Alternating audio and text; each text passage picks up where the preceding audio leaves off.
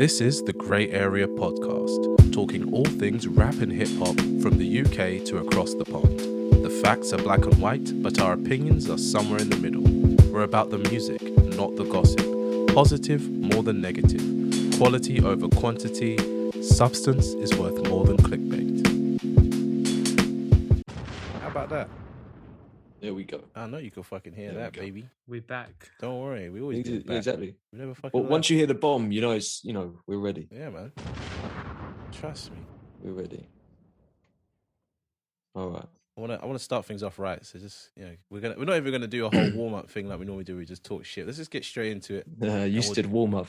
Yeah. See, we're never gonna do that. You know what I mean? The warm up. But I think we need to let people know, though. We need to let people know that we are big Cole fans. Okay, but we need to let them know this first. I think it's gonna be a hell of a night. Trust me, it's gonna be a hell of a night. J. Cole with you. Jeez. God, you got me reminiscing now. You see, I did it. That was the one addition to the board. Yeah, it's gonna be a hell of a night. But now the reason I think it's important to say it is because there may be a little bit of bias in this, just a little bit, just a tad. We've all been following for a long time. I just came back from not liking Cole. This brought me back. This was a redemption album for me. Really?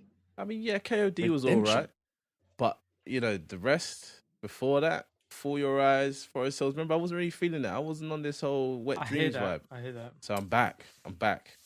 The off season. Man said Wet Dreams vibe. I wasn't on that. I was not on that stuff. I'm sorry. Was it Kieran? Neither were you. Were you not feeling Forest Hills? At least. Nah, he was. Let's just talk about Cole's career real quick because I was doing running through his discography. Those mixtapes were incredible. Like Warm Up and Friday Night Lights are actual classics. They still stand incredibly as well. Like when he dropped Cold World, we were just like. We're so invested. We're like, okay, cool. He's done a bit of commercial stuff. It's a bit here and there. It's hit and miss. But we're still riding with him. Born Sinner was a bit more questionable. I'm not sure what path he was going on. And Forest Hill Drive, when it dropped, I was like, I don't know if I'm a Cole fan anymore. When I heard the live album, I was like, okay, this album starts to make more sense to me. Yeah. I didn't understand the concept of the album. Definitely. Do you want to know about Forest Hills Drive? Sean was trying to sell it to me. That was my first impression. That was my first impression, though. Kieran's impression of Forest Hills Drive was my first impression. I did not like it when it dropped. Then I sat with it, and then I loved it. But when it first dropped, I was not feeling it at all. And I mean at all. Yeah, no, Sean was trying to sell me fucking Forest Hills Drive hard. He was like, listen to this. It was not an instant classic. Well, he was playing me like a Tale of Two Cities and Fire Squad. I was like, yeah, this album's all right. But bearing in mind, when I listened, I only made it to Wet Dreams. And I was like, take this off. There's certain things where if it gets to a certain level of weirdness, I just turn that off. And Wet Dreams was that. Turned it off. He's like, you've missed out on the best parts. I'm like, okay. But yeah, I don't know. Something about that album just put me off. Like, Love Yours is okay. Exactly. There's only like 3-4 songs that I liked on that. The thing is, For Your Eyes and KOD did the same thing as Forest Hill Drives as well. They didn't do any progression. I don't know. KOD did something for me. It did do something. It was interesting. Had Kevin's Heart on it. It had the cut off. It had Friends. It had moments, but it didn't have what the off season has. It didn't have that. The Theo seasons, KOD was the beginning of what we're getting now. You think so? Yeah. It's when he switched up the flows, right? The flows got more skippy. What I found with KOD was it was off the back of For Your Eyes, which to me was a very personal album. Like I don't think that really mattered about what fans thought. He kind of had to do that for whoever he was making that for. And there were moments in that album, but then KOD was more like a commentary on the game and the culture. There are elements of it, such as the flows, like Kieran says, such as some of the production that were an indicator of what he was about to do, especially on the feature run and what he did with the Dreamville projects. I don't know. Definitely. I don't know. I just feel like the off season is him rapping in a more relevant tone. You know what I mean? It's like he's doing something more current, and it's shown by the features. Like he's showing everybody that I can do what these young guys are doing or what the new guys are doing fairly easily. That's what this album feels like in places. Exactly. Yeah. The only track preceding the off season that showed what he was about to do was probably like the London and a few of the harder rap tracks. But I mean, like that melodic stuff is. We'll get into it, but that is a shock what he done on that. Trust me, he's on some new stuff. relevant. The off season to me is more like it just. And Theo, you're the sport man. You're big into your US sports as well. I just get the feeling of I've been practicing at a time where not everyone practices, and it's like he's showing off those skills. He's showing off and I was listening to something earlier today, and someone was saying that he apparently has been doing drills. Like he does his own rap drills, and he gets like the Dreamville camp to do them as well, where he'll be like, here's this beat, or here's this like Buster type beat, rap like Buster. You got to write it in 10 minutes. Go drill, like just practicing, or make a beat in 7 minutes and then freestyle over it. Go, like just things like that. That's like the sort of things he's been doing. And then if you look at the sort of output with the features, the amount of features he was doing, all the different types of features, it's like he's just been upping his skill level. And this is like the product of that. It's why it's called the off season. Look, he even stated it himself. It's the off season because this is where you practice your craft. This is where you practice your skills, and this is where you put everything together. This is the funnest part for sports people and J. Cole in himself. So he wants to practice his skills, get better, and this is the product of it. Definitely. So, do you know what though? While we talk about practicing skills, J. Cole, you're kind of trash in the African basketball.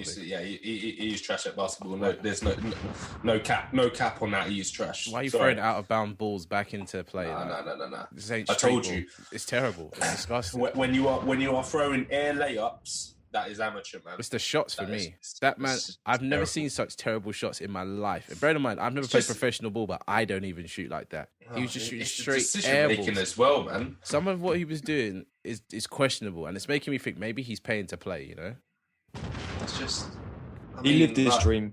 He lived his dream. He's not dead yet, but he's killing his career by doing this. It's embarrassing. He's not good at ball. He's not killing his career. Yeah, but honestly, I don't get this negative vibe. Like the negative vibe. No, honestly, he's dead though. He's terrible. Honestly, it's making me look at him like he's some clown. After this album, terrible. I'm listening to this album like you're hard. Then I look at him play basketball like you're a clown. I'm like Chris Brown could destroy you. Like Chris Brown could get on that court and do some. We're here for the music. This isn't ESPN. I know, but honestly, it's not. I don't mean to bring negative vibes, but I actually genuinely thought this guy was good at basketball. Watch him on the games, and he's not it, man. It's like he's playing for Make-A-Wish Foundation. Like it looks like someone's. Come on. Somebody, you know what I mean? Somebody's making his dreams come true. Because fam, I'm looking at this like, no way. You tried out, and they saw what in you? Because in the games, it's not transpiring. Let's move on. Let's get into the album. Let's get into the album. What? Come, we've got to do every track. We can't leave any track here. We've got to go from top to bottom. Every single song does something. Every single song let's just start something. This album started off high energy. I ain't even gonna lie. This album had me 95 gassed. South. I didn't even make it past the first track. Like for like the best part of, I want to say 30 minutes, all I listened to was 95 South because I kept wheeling it. I was like, I can't deal with this. Then I had to stop because my head started to hurt. And then I came back. So it's a strong start to an album. It's a similar experience to Fine Wine when we listened to Getz's album, right? I feel like I didn't wheel that though with Fine Wine. It just took me on a journey. So I went straight into the second track. But with this one, I think, when I heard Cameron, wheeled it. When the beat dropped and Cole started, wheeled it. Then the Cuddy line came in, wheeled it. I think I listened to it 4 times before I went to the next track. You didn't have to take a break. I had to take a break. I started to literally my head started to hurt. I was like, oh my God.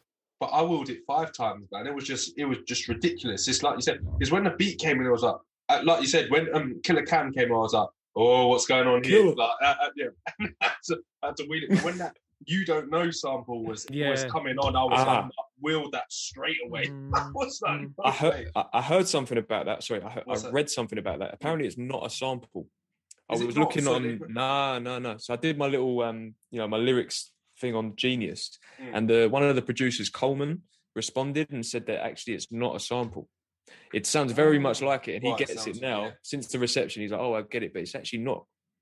But I was with you. Up until today, I was like, I mean, surely Cole knew that as well. Yeah, because that's a Jay-Z classic. And it's funny because when you break the song down and why it's called 95 South, it's very clever because it's a like New York beat, but 95 South is the road to go from New York down down south, and that's the road, and that's why we'll go on to it more. But you start off with Killer Cam, and then you end with Little John, and that's the connection. That's the connection there, because you're going. I think from New Theo's York, got inside you're taking the information, 95 man. south. I'm sorry, but You're starting from New York, and you're going down the 95 south to Atlanta, and that's why Little John is on the song. There you go, connection. Put them together. I think does it go all the way to Atlanta? Yeah.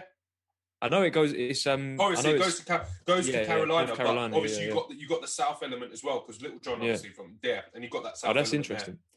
I'm not gonna lie. I feel like I want a bit of a crunk comeback after listening to that at the end. That Little John moment is like a break your neck kind of moment. If you haven't snapped your neck already. I was getting I know. Every time it comes on, I'm just like, hold on, yo.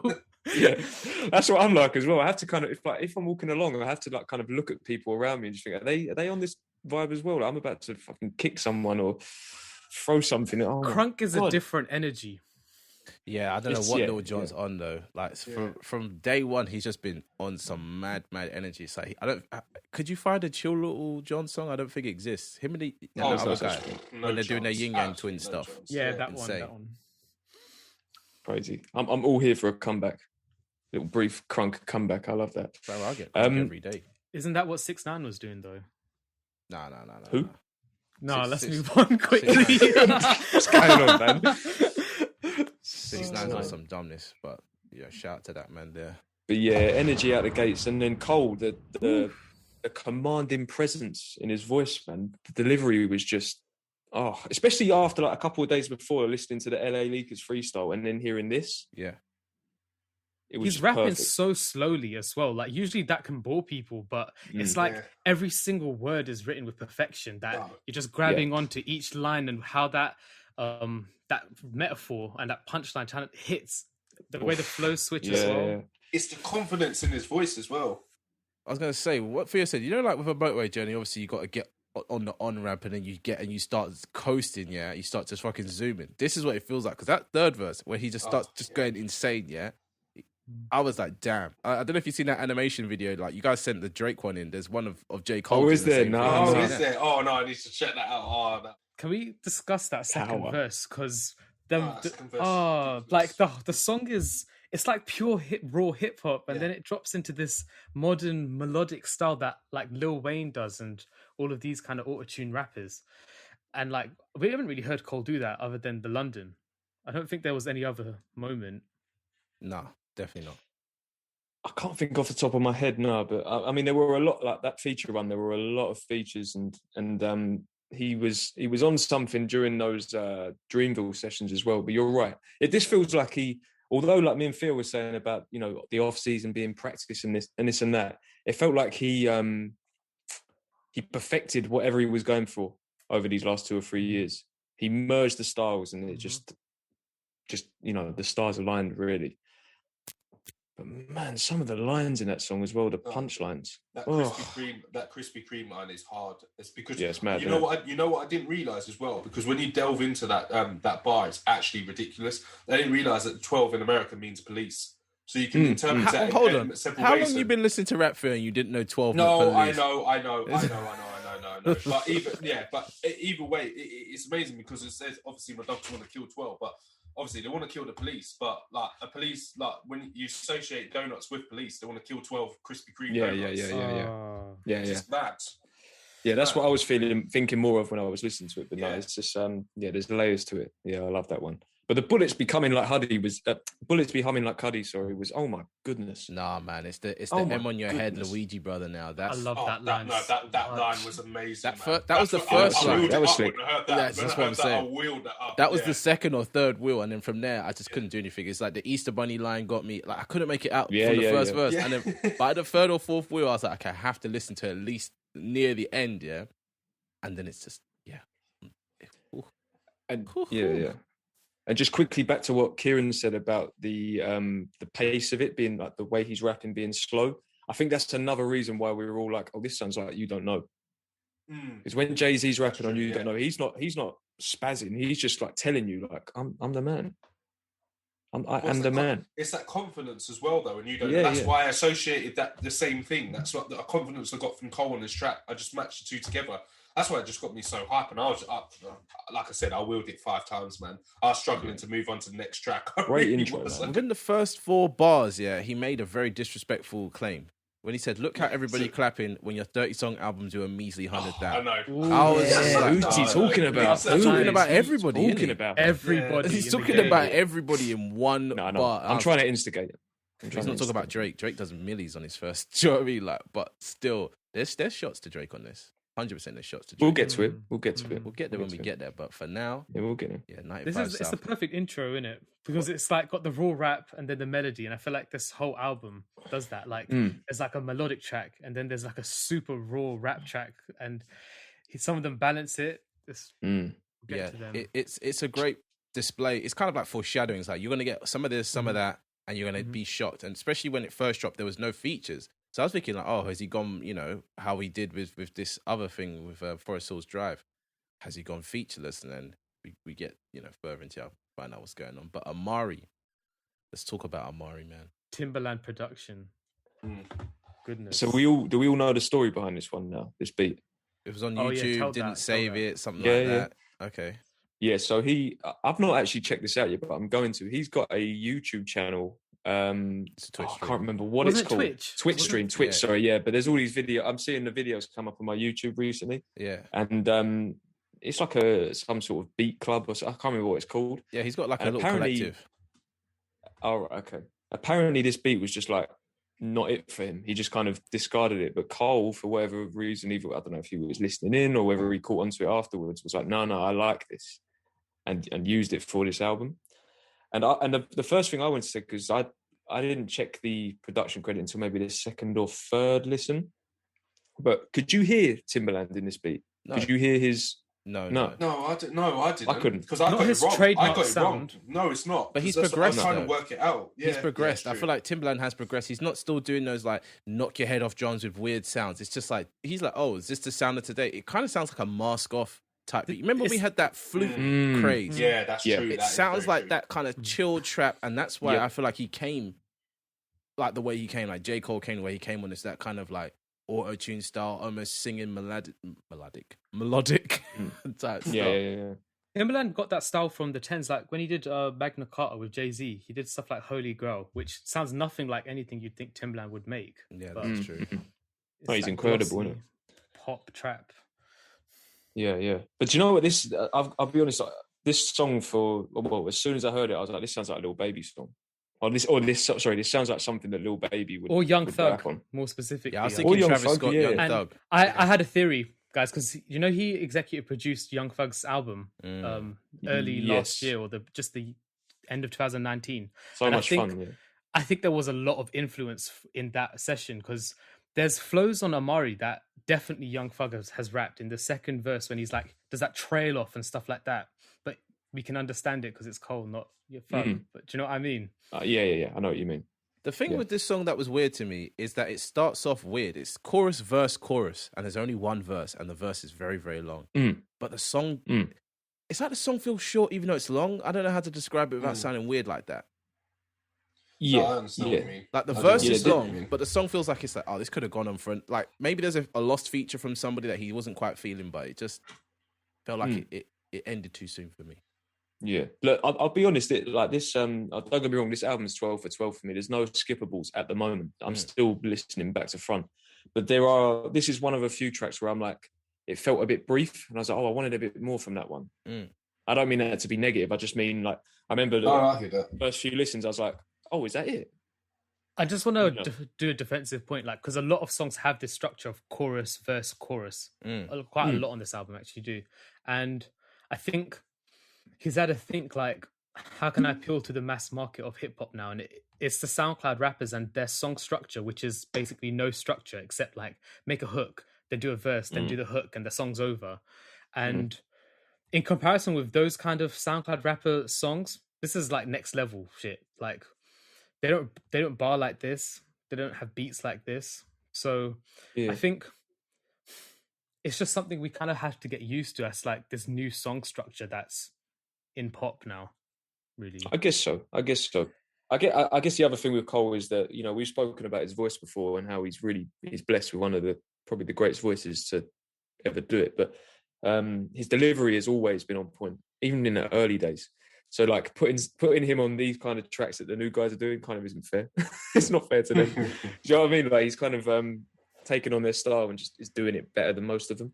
Not all of them, most of them. He's highly adaptable, and I think the thing is with Cole right now is the way he writes is insane, but at the same time, it's like I feel like he could write anything and it's going to sound good because of how he's going to deliver it, and it's all about delivery. And Omari, the delivery is like 10-10. You know what I mean? It's amazing.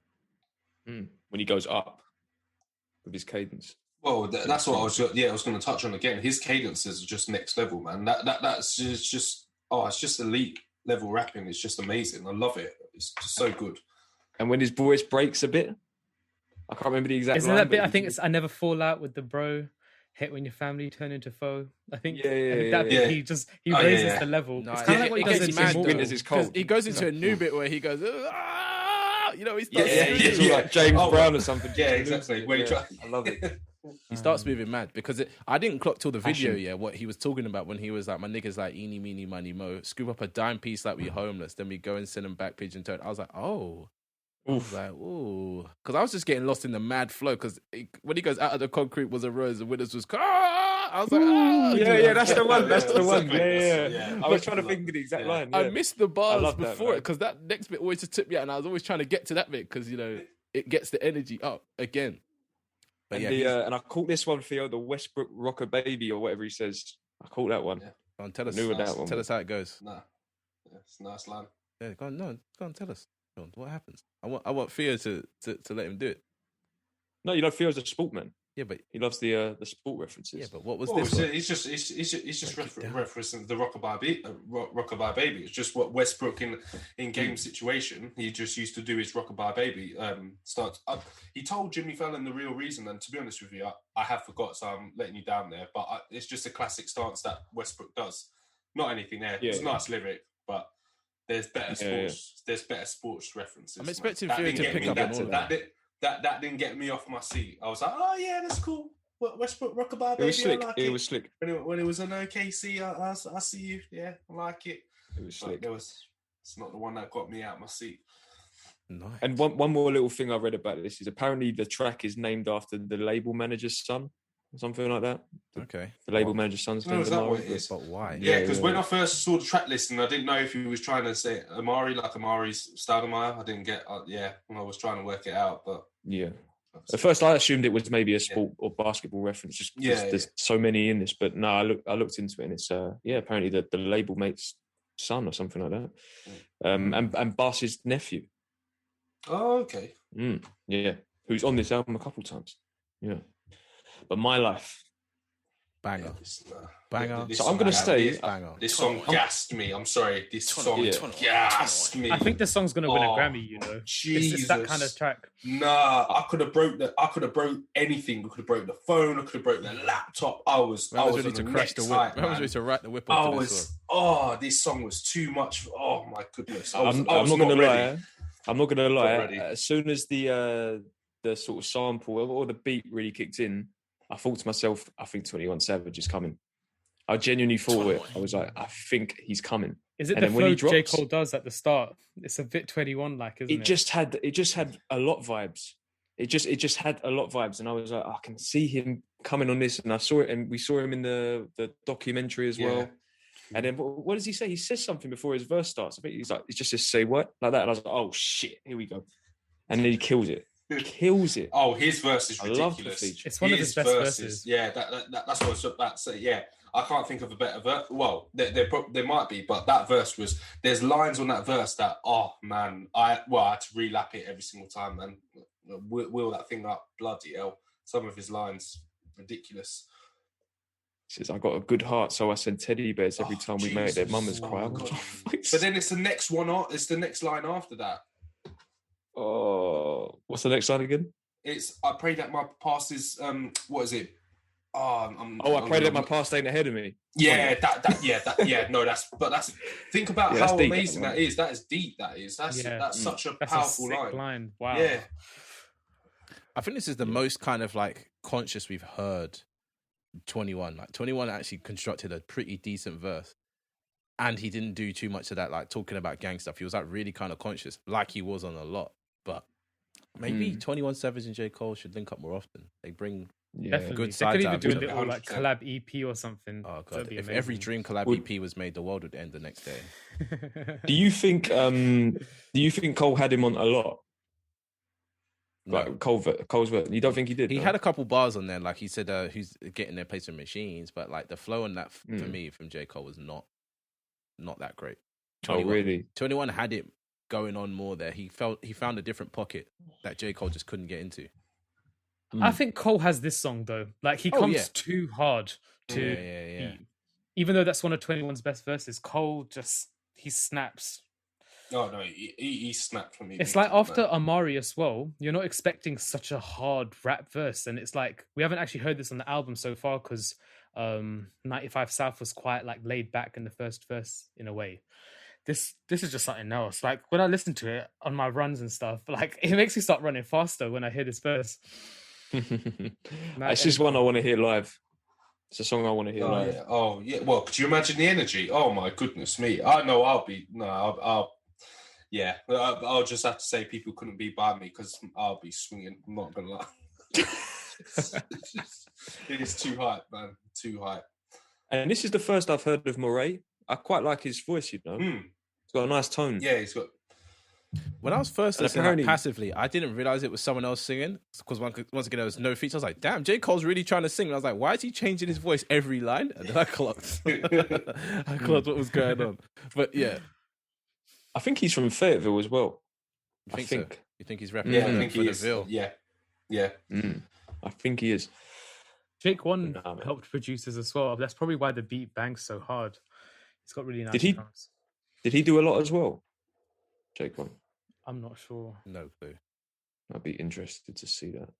This is a Jake One beat though. Like you can just tell by the style. Like I know it says J. Cole helped produce and all that, but I think it's on a Kanye West vibe where he's like, "I'll move that snare to the left." You know, that type of stuff.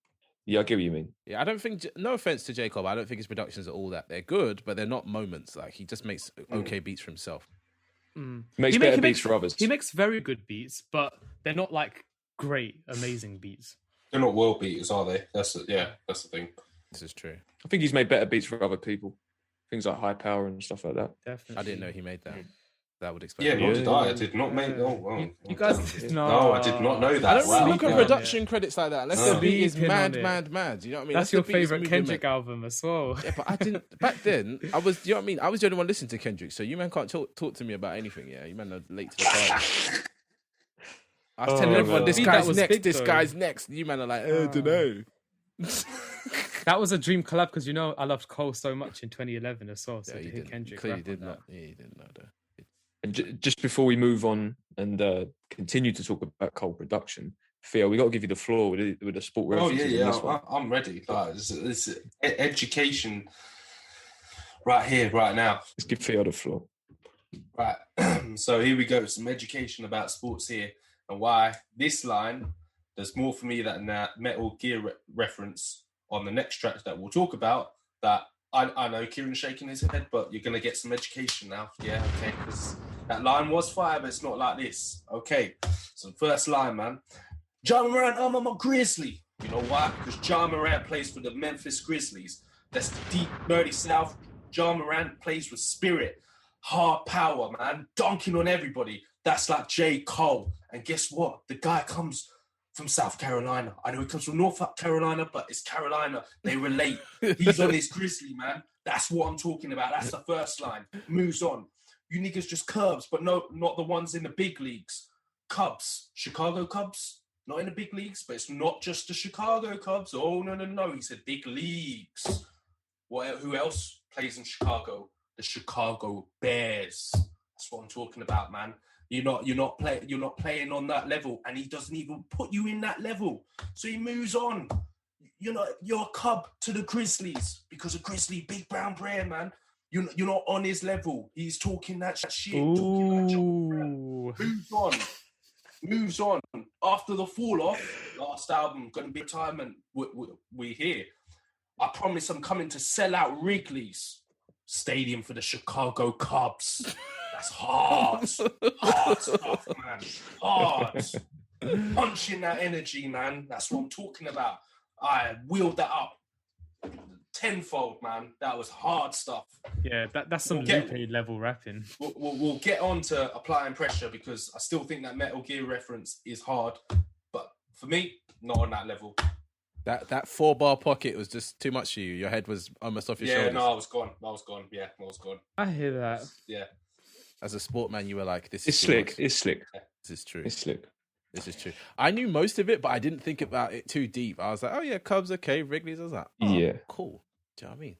Yeah, I don't mean to be a dickhead, but I got it as well. But I think it's just because look, I'm not into the basketball like that, am I? Do you know what I mean? I know bits and bobs. I don't follow it, so I got it. I was like, okay. I didn't know what the Wrigley's was, so I assumed it was a stadium. Yeah, Chicago Cubs Stadium.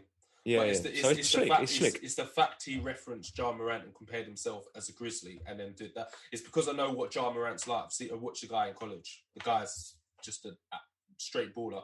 Well, I should know like who he's like, but sorry, his team lost yesterday to my team, Utah Jazz. We'll see you in Game 3, Grizzlies. Just had to point that out there. I didn't even know Theo had a team. I thought he just liked everybody. Okay, so applying pressure. So do you think there's going to be like a response to this from other rappers? Because to me, it had a bit of that kind of what was the outro called on KOD again? 1985. It had a bit of that feel to me. Fire Squad, I got that vibe as well. Fire Squad, yeah. Obviously, the LA League is the way he was rapping on that as well. It felt like he was peacocking a bit. He was like, kind of testing the waters and throwing a bit of bait out there, trying to get people to react. But do you think people will? Is this the song where he talks about like he might look broke, but he's rich, and then these guys are acting rich, but they're broke type thing? Yeah. Okay. Yeah. The music video is so ridiculous as well. Like at the end, he just looks like a crazy homeless person. What's the dance about? What was that dance? The dance was weird. Like, why is he cutting shapes like that? It was making me feel a bit awkward. It was a little bit strange. Like, why was he on the train? Right, I don't really know what was going on there. Like, I was interested, but I was also like, why are you doing this, Jacob? I do like that you got Dave East on the video. When Dave East popped up. Yeah, that was nice. He's just having fun, isn't he? I guess so. Yeah. But that's the vibe I get as well. He's in fact, you know what, you say that this a lot of times on this album I got, if you're reading this, it's too late vibes with Drake. In the same sense that Drake just sounded like he was loving rapping at that time. But he sounded like he was having so much fun. Said. I feel like this is a song that was made a couple of years back, especially because it was produced by him and all that kind of stuff. This song is like from a couple of years ago. If anything, it might have been left off of Forest Hills Drive or KOD. So I get what you're saying about that if you're reading this vibe, because if you're reading this with songs that were old and new mixed together with a lot of different influences, but this one feels like it might have been a response to something that happened some years ago that no one's really finding the reference to now type thing. Yeah. And also another question for you lot is like in relation to that, did you get a bit of a mixtape feel to this album? Yeah, it's definitely Me too. a mixtape album. Yeah. There's not much glue. Even like the start of this one with the lasers going off, with the little I love that. Oh no, I love that. That bit was getting me hyped. He does it with an aesthetic that it doesn't feel cheap though. It's sick. Yeah, it's just like what I mean is because obviously until today I thought that the 95 South beat was a sample. Obviously it's not. My Life interpolated a Styles P and Pharaoh Monch song, The Life. This with the lasers at the beginning had like a DJ drama kind of feel. There's tracks later on that interpolate others. I don't know, it just had this kind of mixtape-esque feel to it because it wasn't like we'll get to it. There are tracks that are a bit deeper, but a lot of it, he's just, again, having fun. He's flexing, he's showing off his skills. You know what I mean? He's sharpened his sword in a way. So see, that's why I listened to the warm up and Friday Night Lights yesterday and today, because I found that this album was actually very similar in the essence. Like if you compare all of his other albums, they don't really feel like how the off season feels.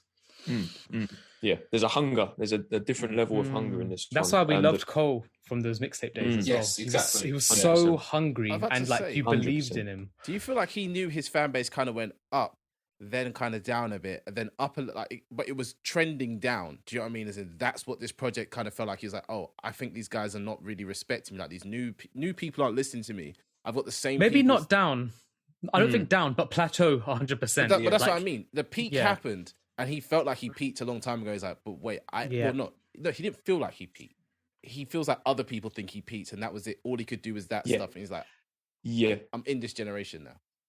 Yeah, I think it's about others. I think Cole, because of the hype and what he was doing on the mixtapes in the beginning, he's built a really big core fan base that stuck with him.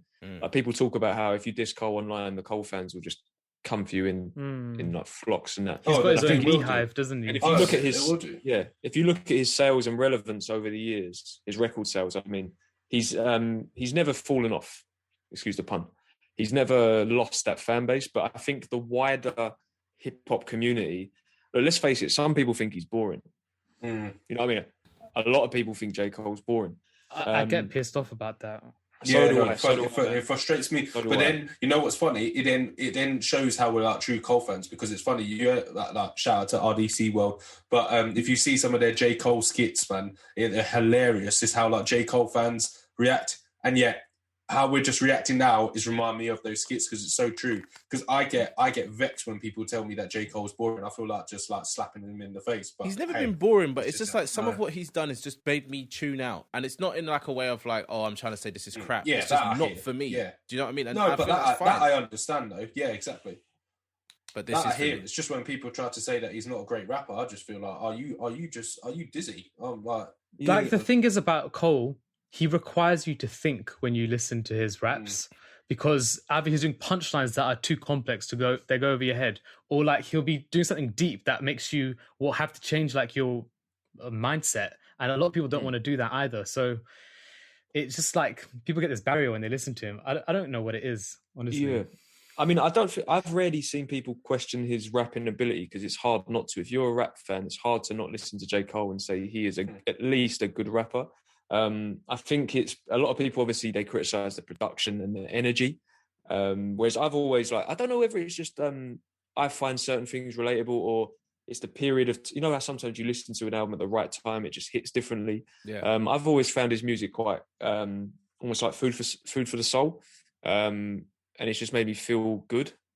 You know, I've always liked that. One thing I want to say though, none of this album is made to be played in the club or anywhere. This album's made for people to just listen to, which is something maybe that Amari maybe.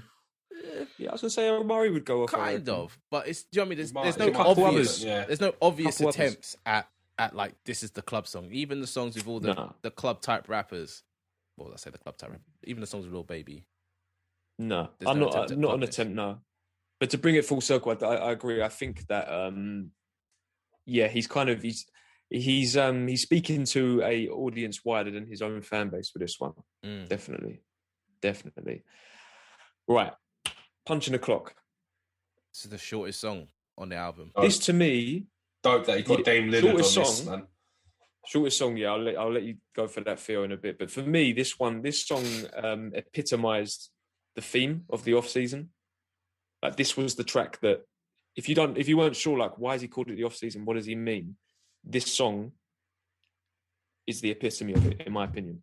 When he said, I ain't coming to waste my time, I was like, okay, good, because I didn't come here to waste my time either. That I feel like at that point is when I was like, oh, I'm locked into this album now. Even though I'm nearly halfway through when I was listening, I was like, ooh, okay, you're making some big boy statements right now. There's no wasted second in this whole album. No, for sure. For me, with this one, it summarized that kind of notion of putting in the practice during the period of time when certain others don't put in that practice. And this is the reason why certain people go to the next level, because they're willing to put in that work rate and hone their craft. And it's kind of summed up by that with the intro and the outro, but also in the bars as well. Let's look at how Drake fell off, to be honest, because I think this is quite a good comparison. What?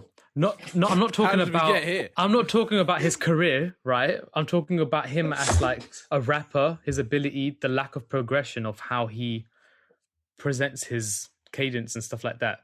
Like, he got to that if you're reading this point, and it was peak. Yeah. And then let's all be real. From that point onwards, I don't think there was any progression. Yeah, that's because he him needs as help like with his stuff. That's what Drake needs. J. Cole can, you know what I mean, read the book and then do what he needs to do with what he's doing. But Drake needs someone to put, you know, the finger under the line and be like, do this, put your voice up here. Do you understand? It's not coming from.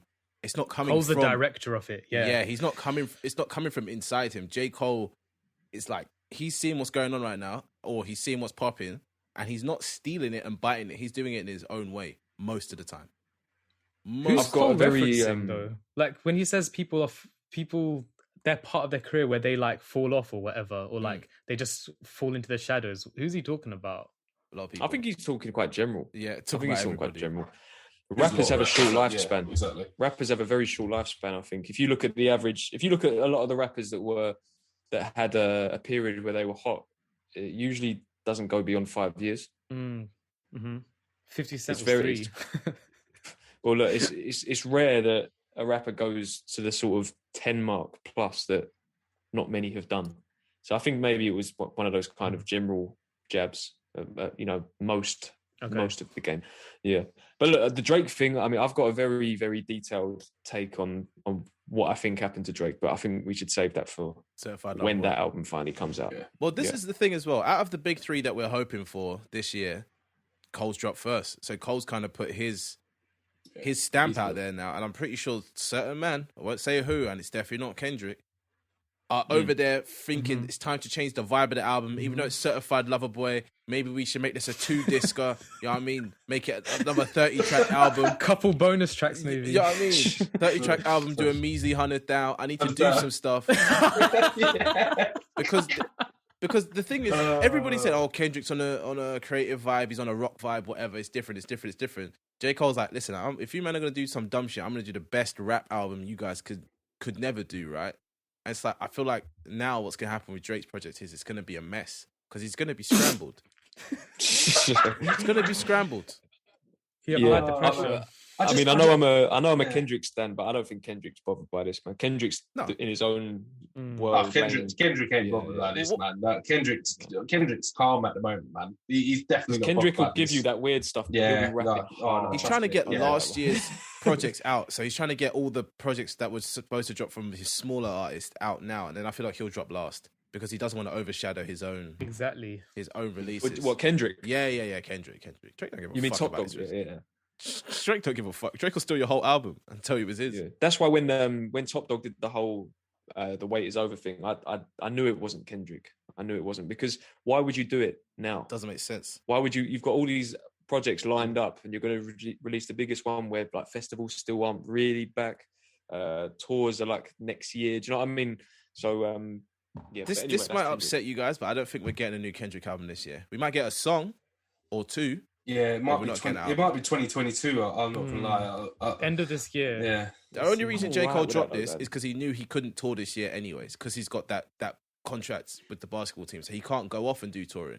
He has to. But also, sorry to cut you off, but it's also just that thing of like, we know that the fall off is coming, right? That's the big one. Yeah, and this is why for me this is even more like got that mixtape practice feel. It's like he's been doing his feature run and this and that and these drills and all this for the last 2-3 years, and he's put this together. But like, I feel like this is practice for that album. And we still got one more. And we still got one more album to come before the fall off. Anyway, it's a boy. He's confirmed that's a project. I don't know what that is. That as well. No clue. I know. I don't know. But he's confirmed it's definitely a project. He's definitely a project. He's dropping before the fall off. So I saw some Reddit. He had a son. I think so. Yeah, he's got 2 boys though, hasn't he? Yeah, he's been married for a while too. Yeah, he's been married for a while, and he's had his boys are. That's why. Well, we'll touch on it again, but obviously let go of my hand. But he talks upon that. His boys are older as well. They're not like young, you know. Yeah, they're like 4 or 5 years old. He's had a secret life, and I like when rappers do that type of stuff. It's like realistically, day to day, you don't really know what J. Cole's doing. He doesn't pop up doing much. But certain other rappers, they love the limelight. You know, not to name anybody, but they're everywhere. Picture, diamonds here, diamonds there. You don't really see I've never seen J. Cole doing any of that, to be honest, ever. No. He comes, he raps, he leaves. He treats it like a job. Yeah, definitely. Not a lifestyle. I heard a Reddit. Sorry, what are you saying, Sean? No, it's all good. You go. Yeah, I heard a Reddit conspiracy that "It's a Boy" is the Kill Edward album, because he did say when KOD came out that he was working on a Kill Edward project or something like that. Okay. So it only makes sense if it's that. Yeah. I'm less like excited for that. I'm not that excited about Kill Edward at all. That's what I mean. That. I don't know if you saw Don't my do that. reaction when you said Kill Edward. I was a bit like in my head. I was a bit like, don't do that. Leave that alone. Leave that. What if that's the Kendrick collab album? Don't, man. It could be. It's not going to happen though. I've told myself it's not. It could very well be. No, I'm just saying it's. I don't even think it's not happening. No, it's just not going to happen because I can't comprehend if that was actually to happen. Oh my goodness. Yeah, I know it. I don't think I can cope. The last thing that I wanted to say about Punching the Clock is just about the production and Tay Beast. I don't know if any of you have popped this on like in the car with some decent speakers, but it knocks. Oh yeah, of course. It knocks hard. Jeez, so hard. But this was another one where again I was like, I wanted a little bit more. Bit more. Tay Beast is the TDE producer, isn't he? That's sick. Oh, is he? Yeah, he's made Hood Politics, Cut You Off, To Grow Closer, Pineal Gland by Absol, Growing Apart to Get Closer, Keisha Song, quite a lot. Mac Miller as well. God is Fair. He's an established producer. Yeah. But yeah, do you know what? I had a bit of a brain fart, and I was thinking of, is it Tay Keith? That's what I thought as well when you said it. I was, I know Tay Beast, but that's why I was like, what? Okay. Tay Keith's hard. Anyway. Shout out to that guy. Yeah. He is. 100 mil. Is J. Cole like the hungriest, richest rapper of all time? Yeah, that made no sense. That made no sense. Yeah, maybe except for Jay-Z. Jay-Z's hungry rap and... No, but like he's not. J. Cole is hungry for like more rap clout. Jay-Z is hungry for more money. Like, do you know what I mean? Yeah. I just This is my favorite song on the album. Or one. I love this song. Interesting. No, I do. I think this song is just. This is the perfect example of T- and Cole. Oh, I loved it when I first listened to it, but it's grown on me. I just think this song bumps so much, man. Which leads me to, well, actually, no, I won't mention it because some people don't like it on the outside world, but they just need a Muay Thai kick to the face. So anyway, moving on. This is what I was going to ask, because I've listened to certain other channels and read publications and that, and I wanted to ask you because my ear is not as good as you all probably. Is the mix bad on this song? No, it's not. Okay, no, that was my controversial opinion. The mix is weird, right? The mix is weird. Okay, it takes so long. Oh, I can't describe it, right? But like, if we were to play it, you'd see what I'm saying. Maybe over Zoom it might sound a bit different, but the mix is weird. That was my one controversial opinion. Is this song feels like it was just weirdly poorly mixed. I didn't hear that, but I just heard the song banging really hard. I didn't hear shit. Wait, because I mean, I've been loving this track as well. Just the vibe of it. Again, he just sounds like he's having so much fun, man. But off the back of Punching the Clock, and like I said, the way that knocks, and then hearing this, and then also like being influenced by others' opinions, I was like, is it a bit off, this mix? Is it a bit weird? That's what I wanted to ask you, because like I said, my ear's not quite as good. Well, do you know what? But the album had to hit a bit of a handbrake turn to get to the rest of the album. Do you see what I mean? Like, he was on such a hype vibe, and then I feel like there was no way for him to transition into the 100 mil Let Go My Hand stuff without this coming first, because it wouldn't sit anywhere else just as good as it does now. It does feel a bit weird and out of place. Also, the last two songs were so raw rap that people coming in wanting that melodic stuff he started with would be like, oh, this album's boring if he didn't come with it right now. This is true. It's well paced, this album, isn't it? It's well balanced. Well balanced. And I love the first line as well, where he says about never said a lot, only what need to be said. Love that, man. Simple but effective. It reminded me of that line on Kendrick's Poor Man's Dreams. And he says something like, I know some rappers use big words to make their similes curve. My simplest shit be more pivotal. Something like that. I might have butchered it, but just reminded me of that line. But I love that, simple but effective. You missed one phrase, which was never pedalled rock as well, which could be a little bit of shade to Jay-Z, you know. Nah, he's not a little bit, and just a slight loads of shady rappers moment. sold crack. No, I feel like what Kieran's saying does have some legs to it though. His mentor, right? Like never pedal rock. Like he never really pushed the fact that he was on Rock Nation. Like I feel like Cole really has like shedded that Rock Nation support that he started off with, and this is like he did the whole Dreamville, Return of the Dreamers 3 and Revenge of the Dreamers, and I feel like that was a really grand moment for him as the Dreamville champ, and like. I didn't feel any Rock Nation vibe at all in that moment. So also now he doesn't actually get the same thing that most other people will get, where they'll go, "Oh, remember that Jay-Z put you on?" Like people forgotten about that completely. He's just exactly. He's just J. Cole. Yeah. That's like he's definitely been his own artist. He's definitely been his own artist. Yeah. So what are you saying? It's like maybe a double entendre then? I think there's shade throughout this whole album to like everyone in the industry, except maybe Kendrick. But yeah, I think. The pedal drop line, I know a lot of people have done it, but more specifically, the person that made him where he is now. Okay. See, I took it more as kind of in the sort of same essence of what Chip does, the kind of quite general chucking out the bait and seeing who bites and then just going at them. I mean, Chip is actually a little bit more direct, but for this, I just took it as general bars. I think all of them are general too, but like... There's only so many people it can associate with that are in his circle or on his radar. Well, look, there's one at the end that we'll get to that seems fairly direct, but we'll get to it. You've been anticipating this one. I know. Lots of foreshadowing. There's weird parts to this song though. Like I don't know why man decided to say if Michael B. Jordan called my girl, she'd never pick up. It's like, what was that? That was a really weird line. No, it was but it's weird. But I was going to touch on this as well. It is a weird line because people say it's corny and it does sound corny. But the actual reference and the message behind it is actually quite dope when you think about it. Oh, because he was the sexiest man in the world, I think. That was he's the sexiest man in the world. And what do people always say when they're in relationships? It's like the foreshadow of like cheating. Oh yeah, if I saw like, I don't know, Shakira, I would get with her. What are you saying then? Your partner is not good enough because if a Shakira was to come, it doesn't even need to be Shakira. If someone was at the same level as Shakira, what are you saying? That you would just go with them. He's saying that I'm so secure in my relationship that even if Michael B. Jordan phones my woman, she's still putting that phone down. There's no other man. J. Cole's the man. That's it. It's the loyalty. Because then on the next line, he flips it and then says, I can't say the same for you. Obviously, can't say the same for you, niggas. And Theo is the only black person I've heard stumble over that. No, I know, obviously I say it in my own time, but I know some people feel a bit hesitant over that. Guys, I've got a Drake I'll say, filthy ass. Save your Drake stuff. So I will say it. No. Anyway. It's about this line. So I'm on Genius. I clicked on the J. Cole's line is, don't care if it's Michael B. Jordan that's calling my woman to fuck. She ain't gonna never pick up. Now, Drake has a line on a track called Lucky Lefty, where he says, Michael B. Jordan call you right now, you answering. Even if you got a man that love you, you scandalous. You ain't gonna chance and shit. Take the chance and shit. So it's like, it's such a direct response to that line that Drake wrote.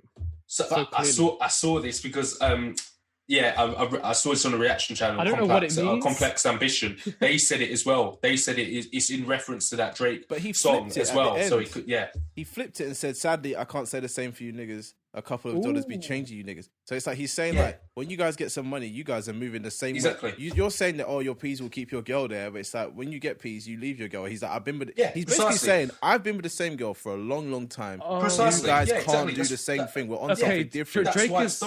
Drake is notorious for being like this hopeless romantic, right? He can't keep a woman. And like Cole is literally the antithesis of that in this line, saying like, I've got the most loyal woman in the world. Yeah. That even the world's sexiest man, she will not even answer the phone to. That's why it does sound corny, but the message behind it is actually dope when you think about it. But when you bring into relevance as well, I know he probably wasn't aware of this when he was recording this, but remember what Sean brought into the group the other day about Drake taking away people's girlfriends and stuff like that. J. Cole's saying he's not even on that stuff. J. Cole saying, look, I'm with this girl, she's with me. Nothing can come between that. Not money, not the sexiest man alive. We're locked into this. Exactly. It's actually, it's when you deep it, it's actually fire. Because I heard it and I thought, why are you saying that in your song? Then when you deep it, it's like, oh no, that is actually Can we talk about Baz's singing as well, because this is his first track on it, I think. His singing is incredible on this No, album. he's singing. I even know. Yeah, I thought you were talking about Pete and Baz there. I was like, what? No. Sniper man's in with a sniper sight. Baz. No. Pull up in the blacked out Benz and I whip out the nank and the man get carved like roast. Oi, man. Oi. Fucking hell. We've got to listen. He is one vibey singer. No, Baz is sick though, because he captured the vibe of what this song's meant to feel like Maybach music ish. You're right there, Sean. just crack on. Was it the Pete bar that got you in the Baz line? Yeah. I love that bit. That's the I best hear that part Maybach. about it. That Maybach vibe is definitely on this track. 100%. It's a Maybach vibe, a fully Maybach vibe. It's the 100 mil. But one thing, at the end, I don't know if you guys are the same way. I keep feeling like I'm singing too many times because the song ends and I'm still singing. Yeah. Because the song's just, he's going 100 mil. I'm like, yeah, I'm in. Oh, it's just me. No, you're right. It's not so much. Not as much as Amari or Punching the Clock, but this was another one where I was like, just a little bit more. But it's more because I was just enjoying it. I love the hook. Yeah, I love the whole feel of it. There's not even that much rapping in this song though. Like the second verse is non-existent. It's like what, 4 bars, 3 bars, something like that. It's most of the song. If you did like a heat map of how much of this song says 100 mil and I'm still on the grind, it's like 60% of that. Yeah. But it doesn't feel like too much. This song is one of them songs, where you know the hook from the first listen. Like, because there's nothing. Mm-hmm. Once you learn that one line, you've heard it about 20 times in one track. You're like, I'd have to be an idiot. This is another one I want to hear live. I can imagine Future making this song as well. I feel like the flow on the chorus is the type of thing Future spits. Mm-hmm. It has to be a different beat, though. Yeah. And he'd be saying something way more toxic. Oh, no. Man, be like 100 mil and I'm still popping pills. That would be the remix. Yeah. No, but or like 100 million Percocets. You know what I mean? No, but it's mad because I didn't even know that. Like Future on one of his songs, I can't remember what song it is, but the one where he's saying, "Oh, I fucked your bitch with my Gucci flip flops," was about Scottie Pippen's wife, man. Who knows about that? Nah, that's funny though. It was about Scottie Pippen's wife. That's another person I tried to get you man onto. Like 2012, just before we left sixth form, I told Sean, I was like, listen to Future. He's like, what is this? He's like, sounds horrible, yeah? Then Dirty Sprite 2 came out and Sean was converted. Sean was there in the Church of Future. A bit before. Let's be fair though, it's hard to listen to Future. When he came out, it was I knew what it was. You know what it was? If you're not a toxic person, then you're not going to enjoy toxic rap, yeah? But trust me, everybody has moments where they feel like Future. Whatever you're into, whatever you like to do, you're like, you know what? Nah, I'm actually, do you know what I mean? I'm the guy right now. And man are taking me for a prick. And that's how Future feels every day. What was the second album called? Honest. Mm. I started coming around a little bit by then. But then when he went into that mixtape run with like Beast Mode and Monster, that's when I was in. Okay. And then I feel like his peak was Dirty Sprite too. Nah, he hasn't peaked yet. His peak was Mask Off, probably. Ooh, that's timeless though. He predicted the pandemic before the pandemic. It's mad. Listen to it today; it sounds crazy. That's at the top of my playlist. I play that every time I get in. It's wild how relevant it is. We need to add that to our playlist. Don't steal my picks. But no, yeah, honestly, 100 mil was definitely a highlight of this album for me. Yeah, well, 100%. Yeah, man. It was an instant one. Money's not everything, but I was happy for him when he said that if he's actually worth 100 million, I'm happy for Cole. It's got to be close to that. I'm very happy. You think about it, if he's making 10 mil a year from rap and all this kind of stuff and shows or whatever, he's got to be endorsements. Close to 100 mil. Yeah, he's got that Puma deal, isn't he? Yeah, it doesn't sound like a forced number. It sounds quite realistic. The thing is, though, he's not celebrating how much money he has, but he's celebrating how much time he put in is equating to this much money. So it's like he's actually celebrating the fact that he's valued at the time he's put in, basically. Because this is what the album's about, right? Like putting in all the work to get to this level he's at. And what's mad about it is the title, obviously, the off season. In the off season is where you put in the most work so that you can have a good season. You get your conditioning up. You go to the gym. You work out as hard as you can so that when you get to the game time, it's going to be great. And I feel like just like the title of this album, this is the off season. He's practicing. He's polishing up, and it's even in the hook. He's still on the grind because it's the off season. He's not letting his foot off the gas yet. That's why he references LeBron as well. Still 36 and still best player in the world, man. That's what I was about to say. With LeBron, he is one of those players that's like Kobe, that is still training, like he's trying to qualify, but he knows he can move to any team in the country. So always putting the work in, never stops. And that's why he's been in the league for so long. And that's why J. Cole's referencing that and saying, I'm still putting the work in. I'm not like sitting on top just because I'm here. I'm going to still put the work in. And that's why I thought that LeBron reference was quite nice. It's also a reference. And what I hope is, sorry, Sam, go ahead. I was going to say, what the thing is with both of them is, age-wise, they're meant to be considered past their prime. But like Theo said, they're still top of the game. Yeah. I mean, what I hope is, when I asked about applying pressure and whether that's going to get a response, probably not that song, but I hope that just Cole's work ethic just kind of kicks a few people up the bum and gets them to think about what they're rapping about, how they're rapping. Listen, you're obsessed with Drake. I'm just saying, like, who else is it about? He's the one that talks about his peers like that. He just says Cole, Kendrick, Drake. Like, no one else is on his radar like that. I think there was only one line on this. OVO, one line on this. Yeah, I know. What's going on. Where's the music, man? 6 You can have that music. No, there was one line on this that I spoke to you about before that I thought was semi-direct, but again, foreshadowing. We'll wait for it. Pride is the devil. Woo. This is my song of the album. I'm saying I flipping love this song. I was shocked. I was shocked Cole made this. Yeah. So similarly with my life. Are we hearing the same song here? This song feels old. This song feels like it came off Sideline Story to me, and then Lil Baby's on it. What are you saying? I'm saying I did not feel that at all. The singing is poor. Wait, the singing is I'm not poor. hearing that. Nah, I'm sorry, man. That melody, the melody on the post-chorus, that terrified, paranoid. Yo. Yeah. Go on, Kieran. Hit us with that. Yo. Jeez. Sample me. So, sample me. The same way, like at the beginning of, my life, when I said I could tell 21 Savage was coming. I had a similar feeling with this, but I thought Thugger was coming. I thought Young Thug was going to hop on this. Yeah, I thought it was Young Thug at first until I realised, like, wait, this is Lil Baby. This is the thing. I did. I thought it was Young Thug, and then realised it was Lil Baby. Both Lil Baby and Gunna are like products of Young Thug, in my opinion. But then I also got confused when I saw Lil Baby, because I always think Lil Baby is Da Baby because there's so much of baby going around. But I was like, oh wait, Lil Baby's the one that does the Young Thug stuff. Da Baby's the one who's just can't rap. Nah, the Baby can rap, but he's a bit. Nah, I don't like the Baby, man. He's just. What about his verse on Under the Sun, though? Yeah, it's hard, but he's a bit. Very hard. Yeah. He raps on beats that sound like construction sites. I don't like the Baby's beats. They're horrible. I don't know, man. He's all right, man. He's all right. I don't understand that comment. Do you want me to play you some The Baby right now? And you see what I mean? By sounds like Danny Brown beats or something like that. Construction sounds like a construction site, bro. Put one on. Show me a construction song.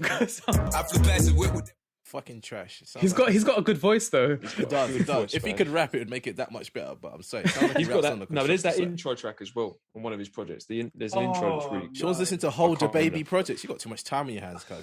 I have. But Lil Baby, do you think with Lil Baby, like, I know his generation and his generation of fans love him, but do you think he's getting enough respect outside of that? No, he's crazy though. Like, he's actually sick. I think he's hard. He's sick. It was good that he stuck to the concept. Like, for him to be honest about being addicted to promethazine, I thought was quite. I thought that was quite dope that he did that, and he really stuck to the topic of the song, which I thought was great. Most rappers don't. Because most features don't. Exactly. This is very Cole style. Oh, sorry. Yeah. Go on. No, it's right. I was saying I was reading something I was listening to someone and they said that his verse was less thoughtful than Cole's, but I actually think there's quite a lot of thought put into it. Like, if you think about. He says something about, I can't forget the bigger picture. Obviously, last year he had that big single, The Bigger Picture, where which was in response to Black Lives Matter and that. And then some of the stuff he said on the verse for Drake as well, which he killed, by the way. Wow. One of my favourite verses. That's one of the best verses I've heard in a long time. I think he cares about his pen. I think he's better than people give him credit for, outside of his generation. People don't respect that melodic rap style enough. Well, they always think he's just rapping about drugs and fucking women, but it's like in this, he's actually saying like there's bad sides to this type of stuff. He's like, I'm actually wasting money and time doing this dumb shit when I could be making a whole bunch of money. Does anyone get that vibe from Cole's writing on this verse? Like, it's a bit like his old styles of writing. I can't explain it, but it reminds me of like he gets this concept and he really like just runs with the lyrics in it and sticks really strong to it. It's not like the rest of this album anyway, where it's like... Or like a Lost Ones or something like that. Yeah. Kind of like... It just reminds me of classic Cole, really. Like, I get you. The rest of this album doesn't actually feel like. I didn't think it until you said it, but I get it. I do get like, what you mean. If you read the lyrics, it's because of the way he's delivering it, it feels different. You hear the song sonically, it doesn't actually sound like classic Cole at all. But when I started listening to the lyrics properly and reading them, there was something about the way it's written. Like, there's 4 lines on this verse that start with pride, right? And then there's like four lines that start with make. So it really feels like that old Cole. I was listening to mixtape Cole, and all of those kind of lyrics he used to write back then. So there's nothing like that on this. Do you album. feel like that style of writing is creative or lazy? Because sometimes people feel like that style of writing is lazy. You know, when people finish. I think it's poetic. I'll say that. It's like Tupac kind of style. Do you feel like Lil Baby ate up J. Cole on this song? No, they not ate up I toe don't. for toe. Yeah, Not ate up. I do feel I did enjoy Lil Baby's verse a bit more. It's the I shock don't know whether that's factor. because you've had like 6 songs of Cole and then suddenly you're like, oh shit, Lil Baby's here. Yeah, like you said, the shock factor. Where, like the bridge comes and you're like, okay, Cole's doing a verse 2. It's like one of them crazy ones where he speeds up.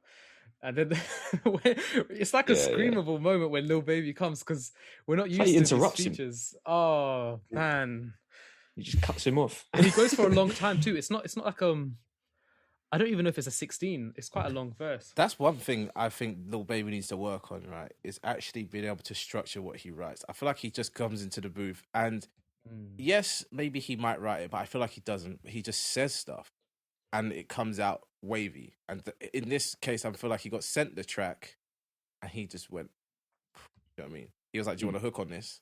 And then J. Cole's like, no, I got a hook. So he just like, let me rap. And maybe that's what people mean about him being less thoughtful, maybe. Maybe I'm thinking about more specific lines rather than like how he's putting together a whole verse. But the other thing with him is as well, like sometimes I can't really understand some of the things he says. His pronunciation's a little bit, but that's like a lot it's part of the school. accent though as well. Accent, auto-tune mixing, and then his own diction as well.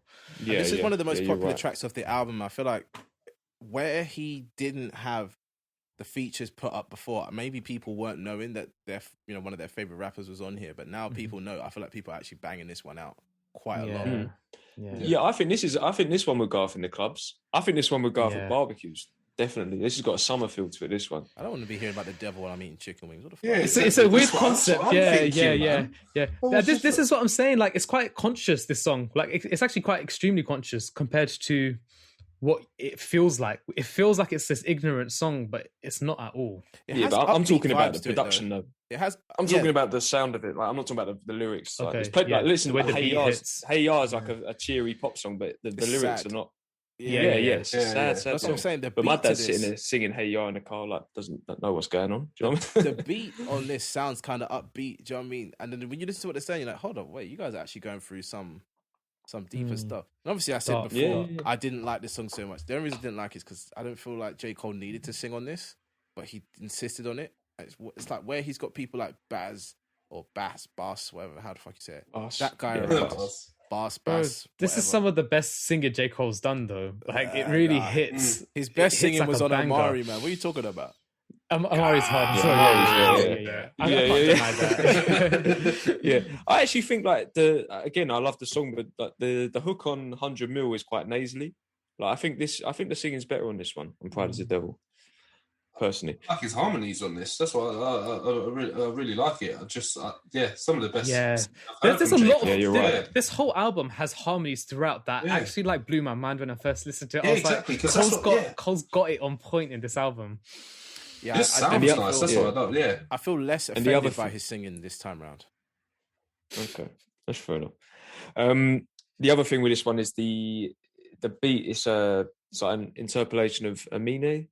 Apparently, Can't Decide or something like that. Why are people talking about that so much? I don't even care about. I listen to it. It's like it's okay, I'll listen. Yeah, to no, this I whole don't song know. and just I don't know forget why. about it. I don't think it's. I don't know why, but that was like another reason why it has a. It's because of T The minus. album has that mixtape. Yeah. It's It's because T minus like, produced it, and I feel like sometimes producers get so into a sample that they cut up different parts of it, but then because one song comes out before another, do you know what I mean? Or maybe what happened was, because a lot of producers will send out the same beat to loads of rappers, maybe J. Cole took this beat and whatever, then he played it in the studio for Amine, and Amine was like, yeah, I like this beat, so I got to change it up a little piece, I got to make you a new beat, because, someone better than you's got it. No offense, Amine, but, know your role. And then that's how this beat came, That album's meant to be quite good, though. I've not heard it, but apparently I like him. He's got some tunes. Anyway, let go. Guy's got that my song, hand. Carrot Line, and a bang. Hey, that was a slap. Let go my hand. Banger. Did anyone feel like this was this had For Your Eyes Only vibes though? Yeah, I did. Yeah. 100%. That's the vibe that I got from it straight. Yeah. Well, just that content as well. No, exactly. It's what I was about to Delivery say. It's too. Not even just the production. It's content. Yeah, and Kieran's right, and the delivery. Just the whole vibe of the song. Everything about it gave me For Your Eyes Only vibes. It's because it's jazzy, isn't it? And that was like his jazzy influenced album. Mm-hmm. Yeah, but it was what he says at the beginning. I think he says something like, "I found this instrumental on my phone while on vacation." Yeah. Oh, yeah. Like, so maybe this was given to him back then. Yeah. And as he says, it didn't spark anything. And then a couple of years later, maybe he's like, "Oh, I know what to say now." That makes sense. Mm. And Theo, as the dad, how did this song make you feel? Yeah, I mean, that line where he talks about his son, saying, "Let go of my hand," that is, I'm not going to lie, that is that's a hard lyric to have. That because someone else, I was watching Joe Denton, and he said it because he's got children as well, knew exactly what he meant. When you listen to that lyric as the father and having that is a real moment, because they're growing up and to be their own man, and it's like, nah, I can do this myself. And you're like, where's time gone? So that line did hit hard for me. Referencing JD the Prophet. Yeah. This song's about this song. This song, even though you feel like he's talking about his son, I feel like he's actually talking about like his peers, not peers, the people above him. Do you know what I mean? Diddy. Like, yeah. What? Okay. Diddy. You know what I mean? He does talk about punching up Puff Daddy on this, but he's talking about the people older than him. Oh, I just realised the double entendre, because obviously Puff Daddy's got daddy in the name. Yeah, so do you see what I'm trying to say? Yeah. He's saying, like, don't try son me, like, I'm a big man. And I feel like that's what the first part of the first verse is, where he's like, oh, I tried listening to you guys about this and that, but it wasn't for me, I'm in my own place. But then he goes, oh, and then today my son told me, let go, man. And it gave him a realization. It's like, everyone becomes their own man in their own time, but people always still try to, like, keep you sunned. Like, sunning someone is not what you want to do. And from his perspective now, he's thinking to himself, like, I need to actually be empowering this person rather than being upset at the fact that they're growing past me or they're outgrowing me. Because that's what he's trying to say. If I said it was the toughest growing up, I would be lying. I had a fear of getting punched like everybody iron. Add to that the constant fear of dying by a gunshot wound. I kept a tough demeanor he was basically like, I was scared, but I wasn't scared. Do you know what I mean? And he's talking about explaining why he holds his son's hand so tight, right? Right, exactly. He's trying to protect him. Exactly. But he doesn't need protection. Because he says at a point, like, my son's never going to get into that type of shit. In one verse, I don't know what part, but he says something like that. This is actually a good track to mention a point I wanted to make about the album. I feel like it's a really good follow-up from Middle Child, which he was going to save for the Fall Off, so the album following this, but he decided to release it early because he didn't want to hold on to it too long. And I feel like that song clearly set his place in hip-hop culture, which I don't think was clear beforehand. It was quite vague, like, is he an older head? Is he a younger rapper? And I feel like with this song, he talks about his son and, like, the young generation, and he talks about the older generation too, like the way Puff Daddy was treating him, but it's like, I'm not even that much younger than you. But yeah, and all the other songs as well with the young rappers. Diddy's like 55, no? How old is Cole? He is old. Cole's like 34. Cole's 30, mid-30s, yeah. Just that maybe a bit older. That middle age. But it's like the age gap's not even that once you get to a certain age to be like... Yeah. Puff's got to be like 50. 36. Around 50. Similar... What, Puff? No, J. Cole's 36. How could Puff be? I think Cole was like 28 or something when that beef happened. And it's like at that age, which is what we're all roughly at now. It's kind of like if someone at 35 was telling you some crap. Puff Daddy's 51. He was young when he was making. He's like Jay-Z. Yeah. He was very young when he came in. Yeah. But because of what he was doing, I always thought he was older. I thought he was like Suge Knight's age. No. When you see the old videos of him, like the early days when Biggie was just coming up, he looks so young, man. It's like a baby. So young. The rumor about what they scuffled over has been thrown out the window, and the rumor was always that. No, it's rubbish. It's a load of rubbish. That's been the rumor for a long time. But like, a few people have spoken. Guardian for inside scoops but about what really happens in these rap beefs. Apparently, everyone was there. Jay-Z was there. Beyonce was there. It was at the VMAs or something like that after party. But no one has said what it's actually about. But people that have spoken on it recently have said, no, it wasn't to do with that. What could Puff Daddy have a problem with? Puff Daddy's got problems with everyone. He's like 50 Cent. That's what I'm thinking about. It's just like 50 Do you know what though? Because I've seen Cole a couple times, I know this. Like he was actually a deep alcoholic at that time. He hasn't really touched on that in his music yet. But Cole was so drunk in 2011 when we saw him, Sam. Do you remember how much he was drinking that whiskey? And I saw him in 2012 for Born Sinner. Like he was just like, it was messy. Well, do you know what's weird about that time as well? When you think about it, we're in a gig, with like adults, and we was like 17, so we couldn't drink. But like when you think back, he was wavy. Like he was so waved.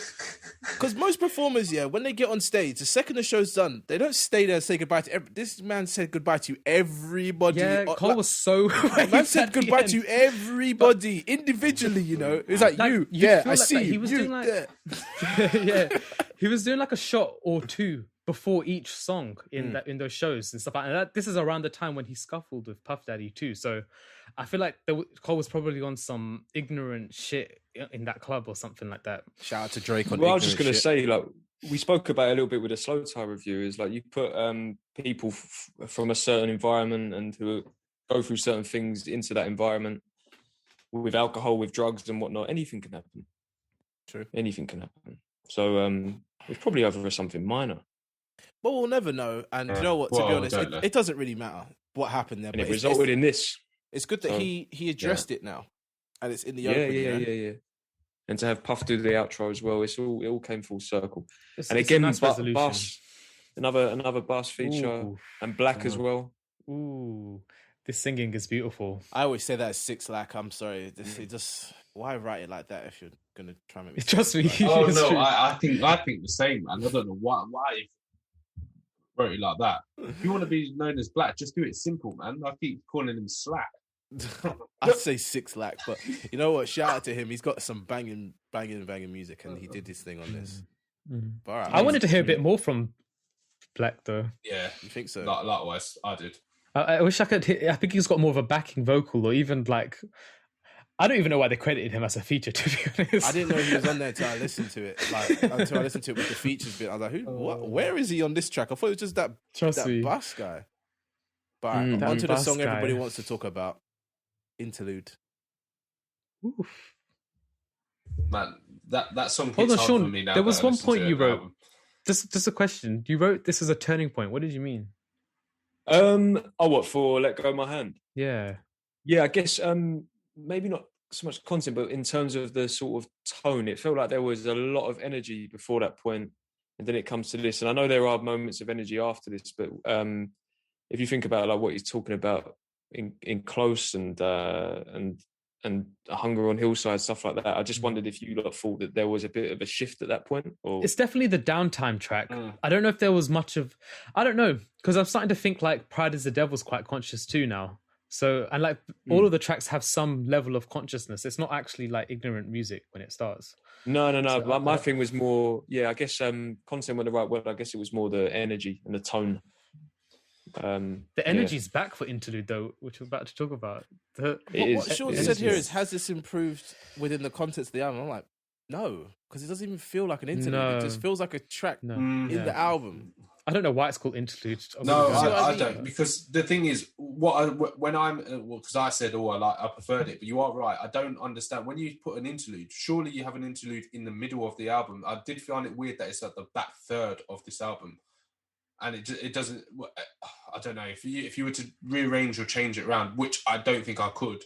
I just find it a tad odd that it's on the back third of the album. Something that's better though about the song in this sequencing is like how it leads into the climb back. Oh yeah, there's a lyric. Yes. There's a lyric in it. What's the lyric again? I'm trying to find it.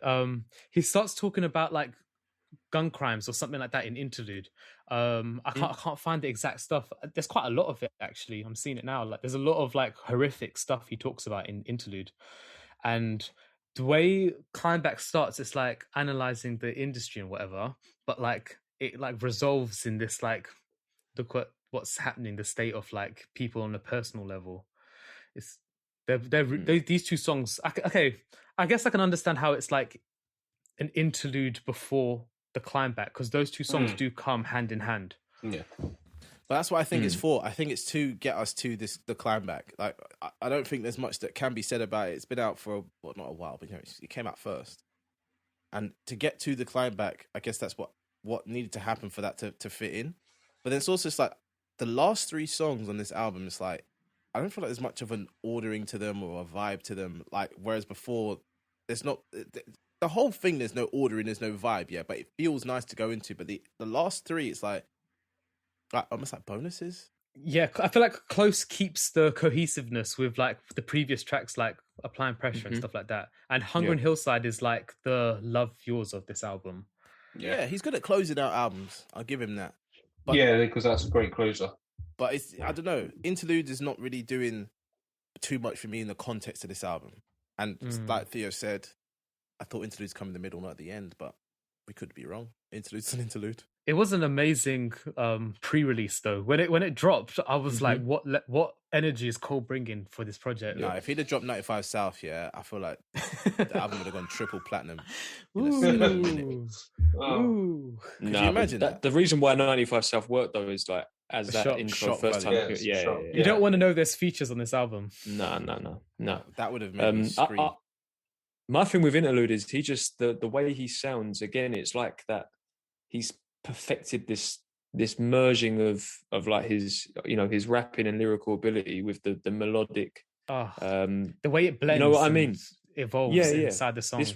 I think this one arguably he sounds the best on. He sounds amazing on this track, and then even like the last couple lines as well hit home or like hit hard. Sorry, like Christ went to heaven aged 33. So did Pimp C. So did Nipsey. I just remembered the other pre-released song that was melodic, which was Middle Child as well. That was I think that was a good indicator of what he was doing on this album. That's weird though, isn't it? I thought we'd be seeing that song on this project, but it's just... That's true. He could have added it. It's just gone. Do you know what I mean? It's just it's just thrown out there, which is interesting. It's on the Dreamers album. It's in that sequencing. Is it? Oh, Revenge of the Dreamers. I think it's one of the last 5 songs. What on the deluxe? No, it's on the original. What Lion King? Yeah. No, I'm saying no. Middle Child. Middle Child. I never listened to that album. I literally never listened to it. I was like, this it's good fun. It's too much going on there, man. And Jid's, oh my god, Jid's. Yeah, no, he's the. I like everyone individually, but I'm not trying to hit them all together. Like I know. Nah, it's good fun. But that's what I wanted to ask about the Climbback. The Climbback. Like, are we pleased this one made it, or I appreciate it more. Yeah. I like it more now with this album. I think it suits to go on this album. I don't think Lion King or Nice would work on this album. No, me neither. And I actually think the Climbback is possibly the best lyrical display on here. One of the best lyrical displays of his career, actually. It feels like the centerpiece of the album to an extent because it's the most traditional song structure out of all of the songs. And when it comes to that, it's like, okay, so this is the record on the album. Yeah, I think he's rapping so well on this, and I love the beat. First 2 is incredible. Yeah. One of Cole's best beats, actually. Yeah, that's what I mean. This is a real It kind of went under the rug a little bit last year. I'm glad that it got its chance again. There's like this glistening kind of piano that like drifts over the song and then it like hits after like 2 or 3 bars. It's so sick. And that high pitched sample as well. Yeah. Sounds like Ari Lennox actually. Is it Ari Lennox who's on that label? Is that her name? Or have I just completely? Maybe. Yeah. I think it's her. Yeah. The next track for me though, Close, was the most powerful one This is like God level bars. I was like, it's so late in the album. You're thinking like, is he gonna stop rapping that hard? Ooh. It's so vivid. I just love the whole how he entices close throughout. Like every time he's rapping, and then it's like close and classic hip hop. It's just brilliant. I'm just there like, wow. This song is deep as fuck. I know it is. It is. It's amazing. It's like you said, Kieran. Like you've just gone through this whole album. You're thinking, surely you're not going to get like another deep hard track. And then you come onto this, and I was blown away when I was. Well, it's just rapping thinking, though. Woof. There's no hook, no chorus, nothing. It's just straight bars. Yeah, it's straight bars. Bars. J. Cole top to bottom, like production. J. Cole. Everything about this is just pure him. I feel like he's got this kind of thing in him where he always wants to do that, but he's learnt that that's not what's really working for him right now. It's like he's got to just limit it. But on this, it's nice. So there's a weird thing about the production, which I haven't heard because I listened to Valerian Root by MF Doom, and I can't hear the sample that Cole Neither can I. in. No, I can't hear it because I've heard. Yeah, I hear it. I hear it a little bit. Very subtle. Very subtle. But this is one of those ones where the beat for me, the production completely matches the content. Like it's quite tragic stuff what he's talking about, and that sample it sounds like there's like a woman screaming and crying out. It's like song cry. It's got that kind of sound as well. Definitely, really powerful, man. And like the way he closes it off, it was just like this snaps you up. Do you think he wrote this verse around the time of KOD because it's the same subject matter, right? Like drug addiction and all of that stuff. Could have done, yeah, could be. Or at least it's a sequel of that thought process, anyway. Because there's what is that song? Once an Addict, I think. Yeah, Once an Addict. Yeah, off KOD. Yeah, powerful stuff. That song is love that sort of final 5 stretch run on that album. It's great. Yeah. I feel like that's if we'd have got the type of album that J. Cole probably wanted to make, we would have just got this type of music, like 2 times more of this type of music. But it's like I feel like he has something to prove, and the first 5-6 songs on the album, maybe even 7 if you include Pride is the Devil, trying to like prove something. He's trying to appease to the masses of hip hop culture, which is like every single form of hip hop. Essentially. Yeah, I wouldn't even say appease. I think it's more of those things where he's just showing them that I can do this. Do you know what I mean? I think at top tier. Yeah, I could do this with the people that you guys love fairly easily. Yeah. And then I don't think many rappers, like, let's be really real, like, because I think Lil Wayne often tries to do this, like doing the melodic raps, doing the singing, doing the hard raw raps as well. I'm going to be honest, I think Cole done it better. Like the sound is just so concise and well executed. Yeah, definitely. I think with a lot of Wayne projects, there's filler, a lot of excess. There's no fat. This is true. There's no fat really. Nah. It's what, 36 minutes, 39 minutes, something like that. Well, that's why he's so great. This album does go 12 for 12. There's no songs that you can like outwardly hate on this because they either end so quickly or they're taking you on such a journey that you really don't have time to go like, I think this is crap. See, this is the thing, like that Pitchfork review where he's hating on Applying Pressure, where Cole makes that line about if you're broke and clowning, the joke's on you. And it's just like, have you listened 2 bars later where he kind of like elaborates on that whole statement and makes it so like he's not being like this bigot or whatever. But I feel like people just try and come with prejudices against Cole a lot of the time. It doesn't even make sense. I think it's low-hanging fruit, isn't it? It's one of those ones where Pitchfork going against and saying they don't like the Cole album is going to get them more views than them saying they do like it. Because people are going to they like outraged. Melodic rap though, and this album is that. Exactly. Pitchfork, no, they're just a bunch of dickheads, man. They don't know what they're talking about. But this is Rolling Stones. Rolling Stones and NME also gave this album low reviews, and I don't even bother reading them. I don't think they have like proper like rap fans in their reviewing stuff. They have people that listen to rap music more so than people that like rap music. They're not hip hop reviewers at all. Yeah, we chatted about it in the group, didn't we? There was that line back on Everybody Dies where he says, "The streets don't fuck with you, you pitchfork rappers." Maybe they felt a way about that. Yeah. It's a dirty line, isn't it? It's basically like it's attacking their credibility, really. But maybe that's why. Maybe that's a contributing factor. I don't know. But for some reason, people find Cole preachy, and I've never found him preachy. Personally, I've never felt like that. But it's like maybe because we've gone on the journey You know what I mean? I think it's more like he's woke and he's been woke for a while, and only recently have people started to care about wokeness per se. But he's not like, oh, you guys should do this, we should build this and do that. He's just talking from his own perspective. He's just inside that bracket of conscious hip hop, and some people have a problem with that. That's literally what it is. But it's not forced consciousness. He's not like brothers and sisters, we must unite and da-da-da. He's just, he talks about his own life experiences. It's so like candid how he comes across consciously. Yeah. I've always found him relatable. It's not like KRS-One at all. Well, that's why I've liked Cole for years, because you find him so relatable, and that's why most of the Cole fans who will say that they like Cole find him relatable in that sense. But then on the flip side, like you say, the other is just, well, I don't know. Don't want to talk about the others. They're just some waste men. Fuck them. And on to the closing. All right, let's get into the closer. So, tell me if I am out of my mind. I got Kanye West, I Wonder vibes from this song. With the strings I'm talking straight away. There's a heavy Kanye feel. That's what you told me. You got the feel like it was like Dead Wrong by Biggie on this as well. No. The only reason I said that. The reason I said that weren't straight away either. That was after hearing the hook a couple of times. And I said to you it was always a reach. But it's the way he says. What does he say? Well, he says shit gonna get hard. Keep your head strong. And then later on in the thing in the hook he says Teflon. I'm thinking of the Teflon Don, headstrong. I just put the two and two together and was like, oh, I'm thinking of Biggie now. I don't think he meant for it to be that way. I don't think there was any intention in that. It was just one of those sort of hip-hop geeky moments where I just put two and two together. Mm-hmm. But the actual track itself, the sound of it, I was like, oh, this reminds me of I Wonder. I personally think this is one of J. Cole's best songs he's ever made. I was when this album came out, I woke up at like 5 a.m. or something. So like at this point, it must have been 6 a.m. I was just like half awake. The song's on. I'm like, what?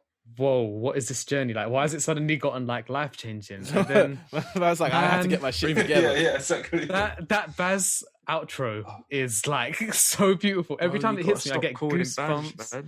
Yeah, sorry, bars. I just keep bars. Sorry, yeah, bars. I'm missing. Outro, I just keep thinking of things. Man, like I haven't heard lyrics so good in a while. I love it. Every time I hear it, I'm like, yeah, that's real. Because I feel like J. Cole's harbored a lot of pain in his life, and he explores more on this album than we've heard in the past. Like we know he's got this problem with his dad and all of this kind of stuff, and I feel like it's sick for all the people that related to him back then, because he used to talk about deep stuff that people would like connect to. It's like actually it gives you like a weight. It makes you actually worth something going through all of that. I think that is like a message as powerful as Love Yours. Mm-hmm. I think it's one thing that J. Cole's really good at is closing out an album. It gives you that kind of nostalgic kind of all the time. You miss what you've just heard type thing, even though you've just heard it. And it feels his nice. final tracks are actually unbelievable. You got Breakdown. I can't remember what Born Sinner's one was. I think it's called Born Sinner. That is good. Yeah. Then you got Love Yours, For Your Eyes Only. Or For Your Eyes Only. Oh, For Your Eyes Only. That is a masterpiece song.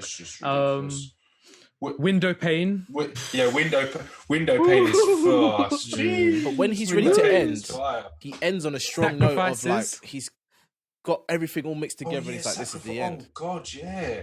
Sam, what were you saying? Sorry, Sam, what were you saying? I'm just saying when he's at the end of an album, he just wraps it up really nicely. Like he doesn't waste any time. He doesn't do too much. He doesn't try to go out on a bang. He like brings you back down, like safely back down. This is the thing. Regardless of like how the whole journey was, I think Cole is actually an expert of album crafting, and he knows what makes a good album, and that is a good closer.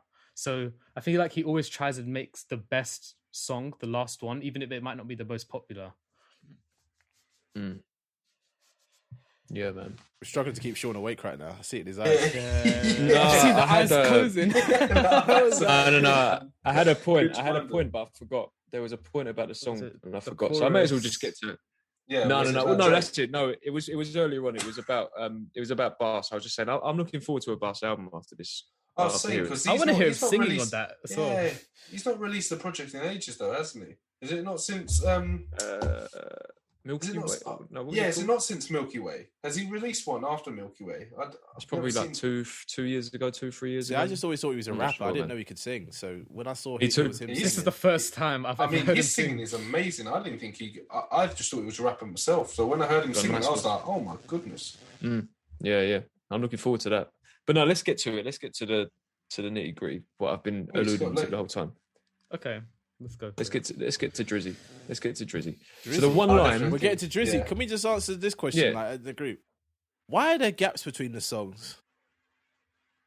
What do you mean? The titles. Like, why is there all these gaps? I thought this was like Childish Gambino. He doesn't want people to be able to just search the song. He wants them to go to the album and listen to the project in total. But you can't, rather than like you can't search a title and it will come up. Yes, you can. Yeah, you can. I'm sure you can. When I was trying, it wasn't working. Oh no, it's just coming up with playlist. Yeah, no, you're right. You can't search these songs because of the gaps.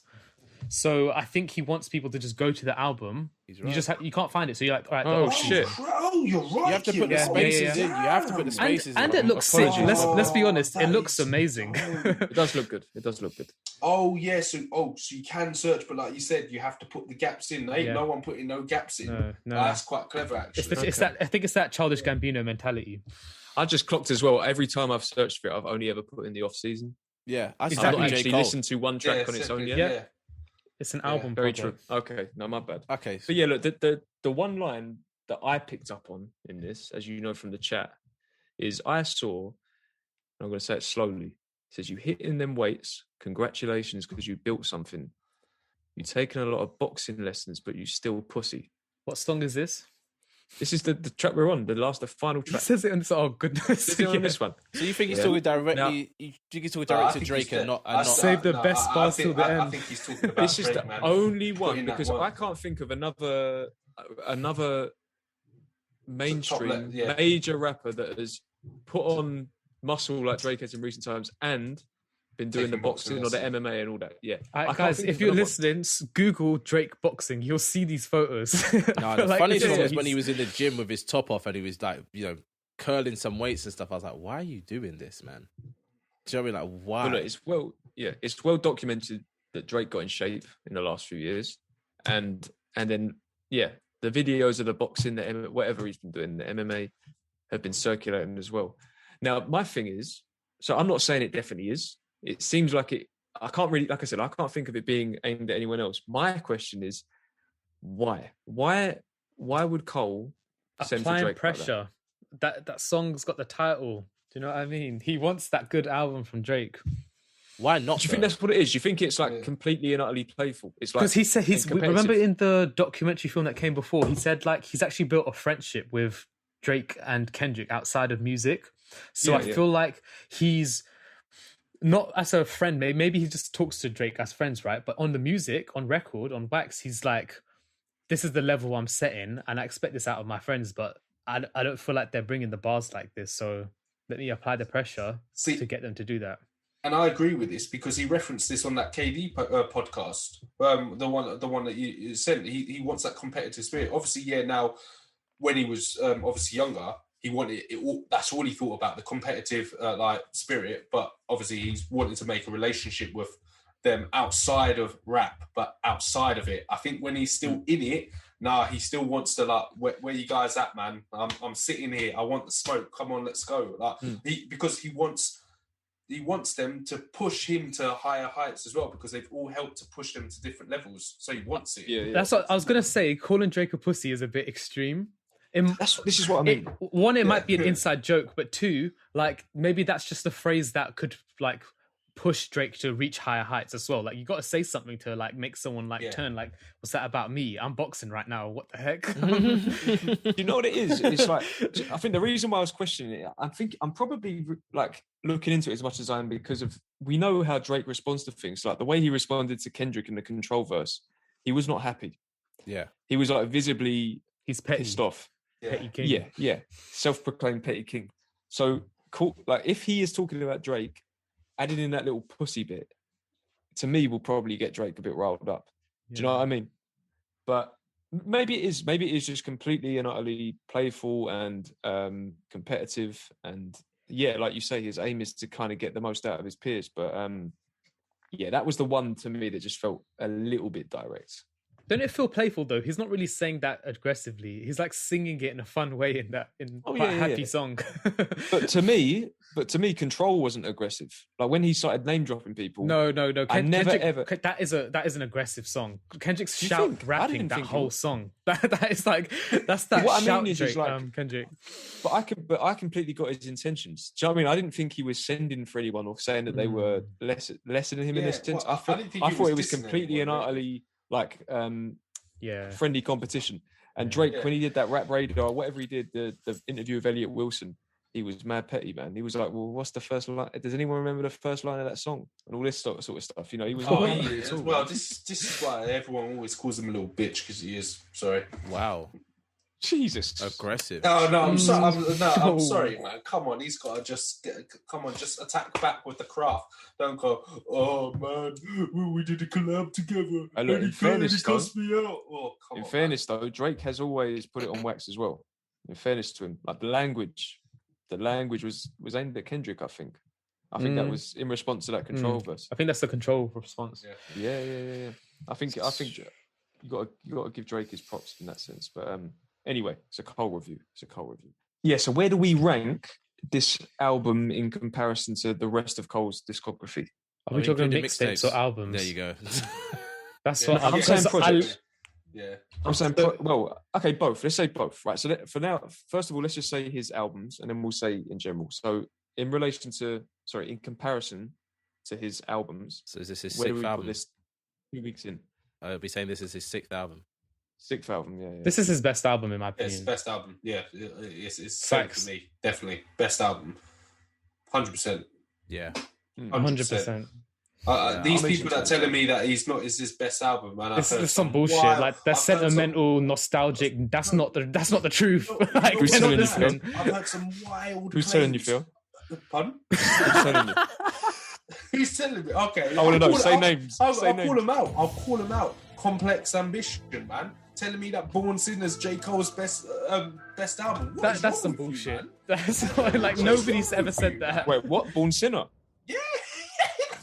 Born Sinner. That's arguably the worst. Born Sinner was a vibe for the summertime, but it was definitely not something that held weight with me. And it's mad because I actually like their channel. Like, shout out to them, but nah, I'm not having this Born Sinner vibe, man. That's his best album. Come off of it. Do you know the thing is as well?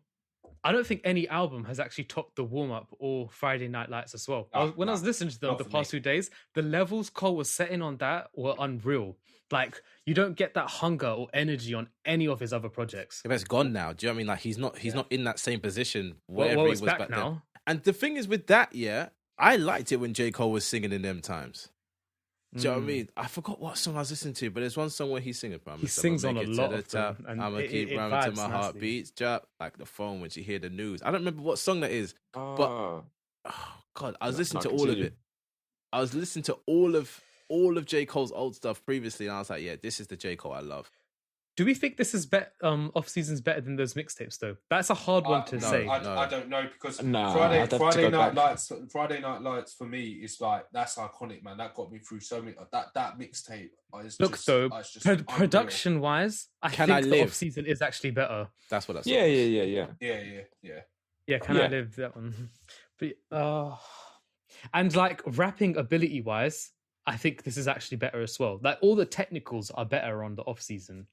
Yeah, but that's with time. Do you know what I mean? I feel like for what it was and when it came out, I remember how excited I was listening to that, and then true. For the era that those came out in, they banged on the top notch, just like off season is right now. Well, no one's really banging out Drake's old stuff from them times, even though it is still good music. But J. Cole's, it's not like this. Yeah, J. Cole's stuff, even Kendrick stuff. I'm sure a lot of Kendrick fans have not listened to his old mixtapes. Oh, Kendrick's old mixtapes are they're next level, man. Again, the Kendrick got me Lamar through some hard times. Is a magic. That LP that LP is fire. Some of the, but that's the scary thing. Some of Kendrick's old stuff, like when you think in the context of how good that was back then, it's mad. Like even before that, like I told you, like rapper shit when him and Absol were just going off, and that was ages ago, man. This is why they came out as the best rappers ever, essentially, or like the new best rappers ever, because like they literally released mixtapes better than all your favorite rappers' best mixtapes. Yeah. Except Lil Wayne. Man, No, That overly first, dedicated for me was a moment. When I first heard that, I was like, wow. And then obviously Section 80 came out afterwards, like, this guy's the best. But then at the same time, I was listening to J. Cole and I was like, damn, the new school's moving mad. But then obviously Kanye was still on his mad run then. So I was kind of not paying attention to how amazing this stuff was. But comparatively, these mixtapes that J. Cole dropped could sit with some of Kanye's middle of the road work, which is a high standard in any regard. It's above everyone else's at the time. Like, he's in the top leagues for a reason because of those two mixtapes.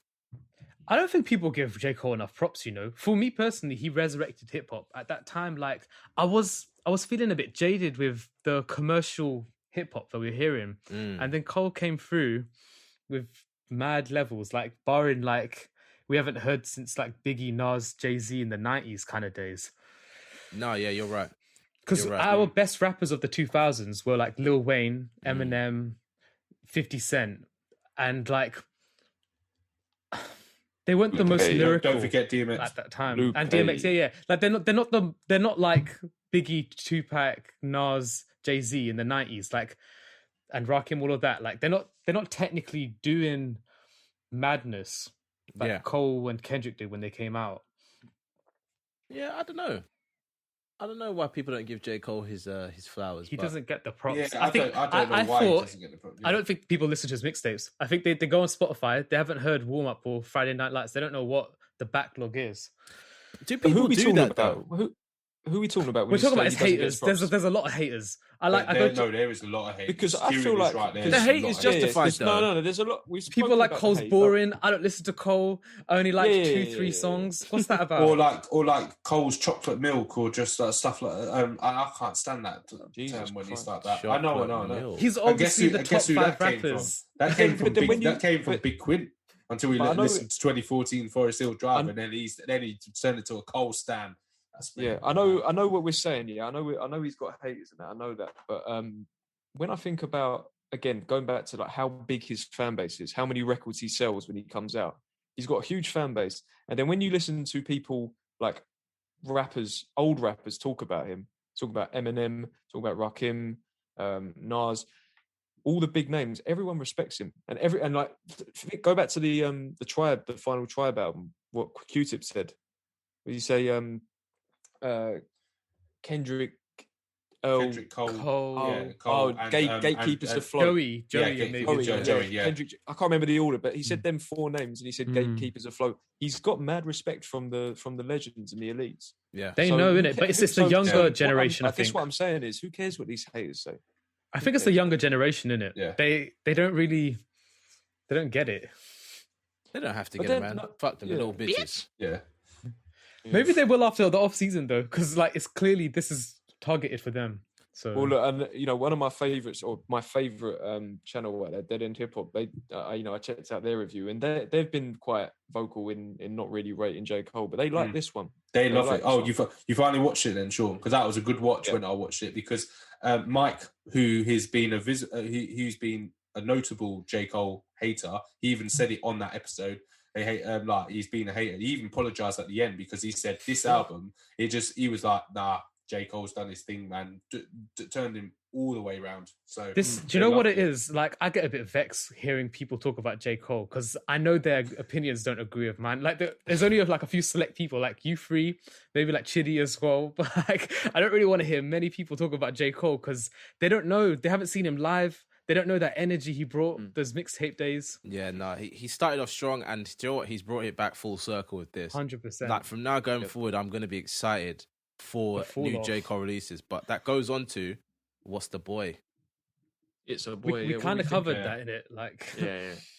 Well, when do you think it's dropping? Because I don't really care when it's dropping. Whenever it comes, it comes. No, that I don't know. I think we could get it. I think we could get it this year. I'm just really confused. I don't even want to predict what it is. I don't know what it is. Also, let this album breathe a bit too. Yeah. It's good enough. I need to sit with this. Because I'll be honest, when I saw on that sheet of paper the off season and where it was positioned, I thought it was going to be a mixtape first of all, which is why I guess maybe I'm still leaning towards that feeling when I listen to this. The fall off is obviously like positioned as the final album. But It's a Boy, I've got no idea.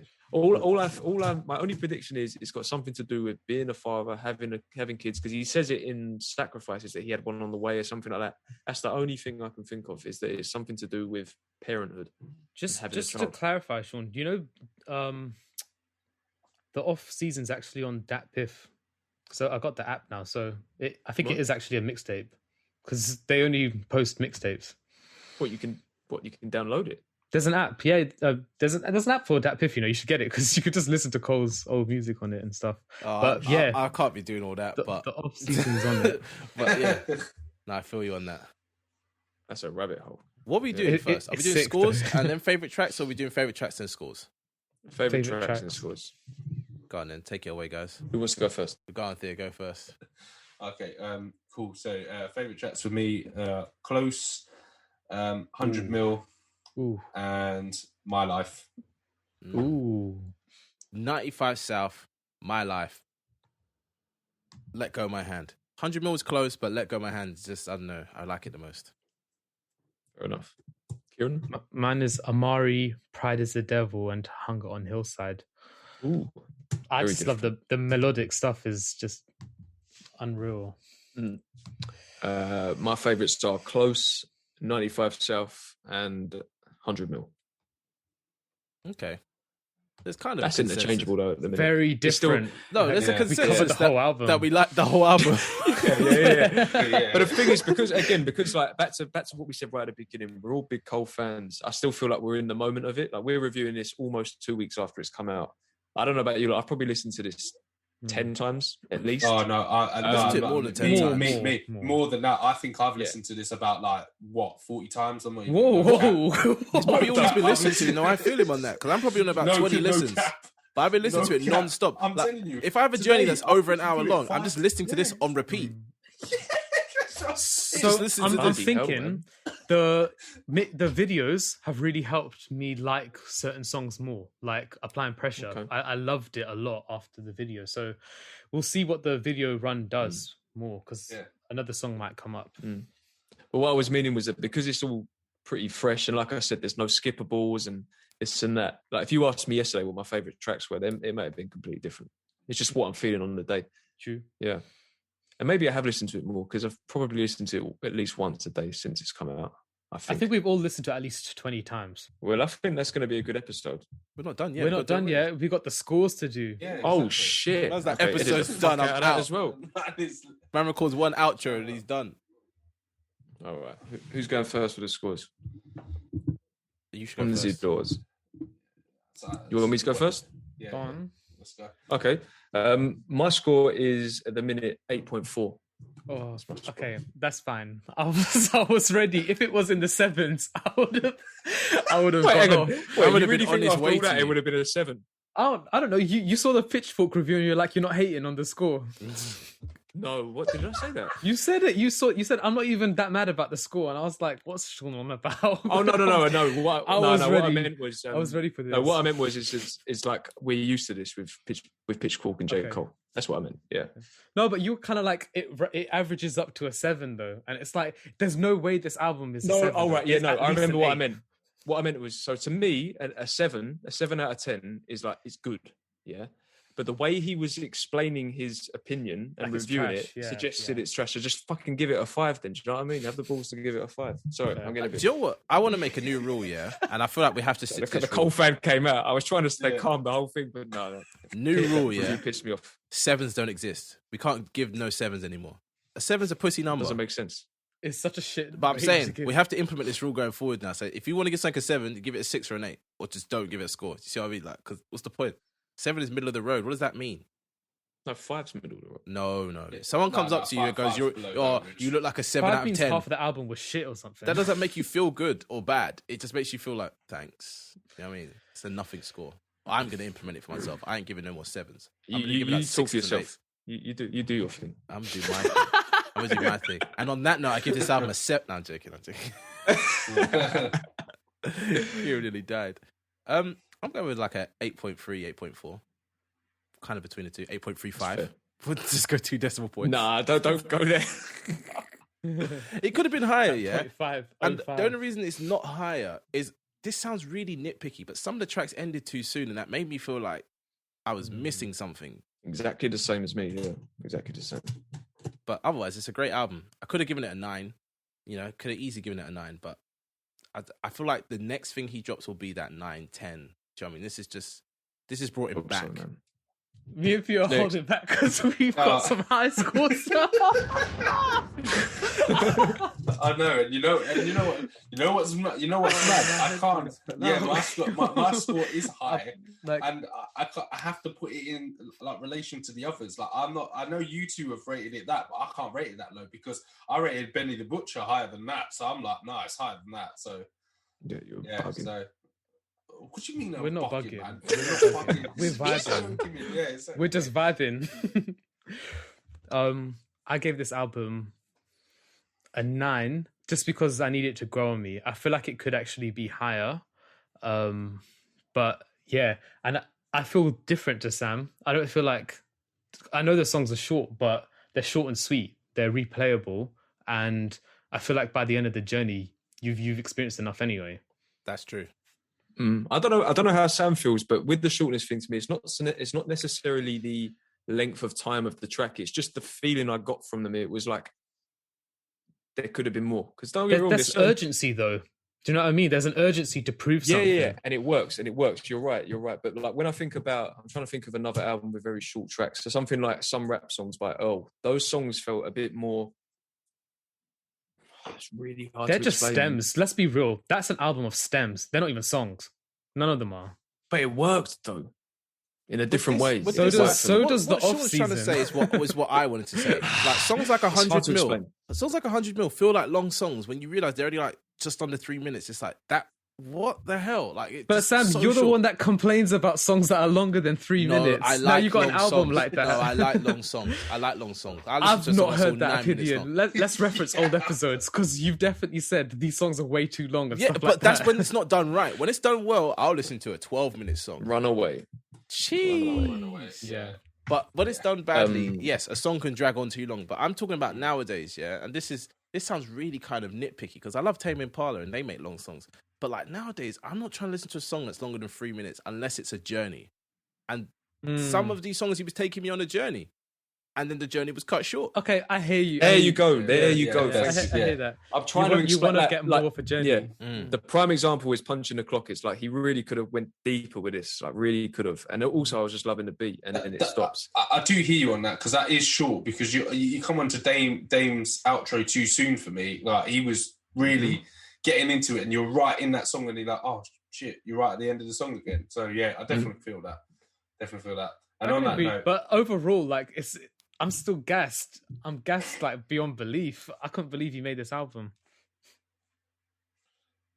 Fair enough. So my score is 8.8 because similar to Kieran. Come on. Yeah, it deserves a high score, man. No Just, doubt. the album just it can't get me that gassed right from the beginning. It's still, and I'm telling you, no word of a lie. I have listened to this album about 40 times. I'm not joking to you. I listen to this album about 5 times a day. There's no word of a lie. This is my favorite So, album that's dropped since. and like, I'm not getting bored of it at all. Yeah. It's just great. It really is. It's Yeah. averaging out to Yeah. 8.6. 8.6. Right? I got a question. Is this the best hip hop album since Damn and 444? Whoa. No. Hip hop. No. Because No. of no, it's not. Name one.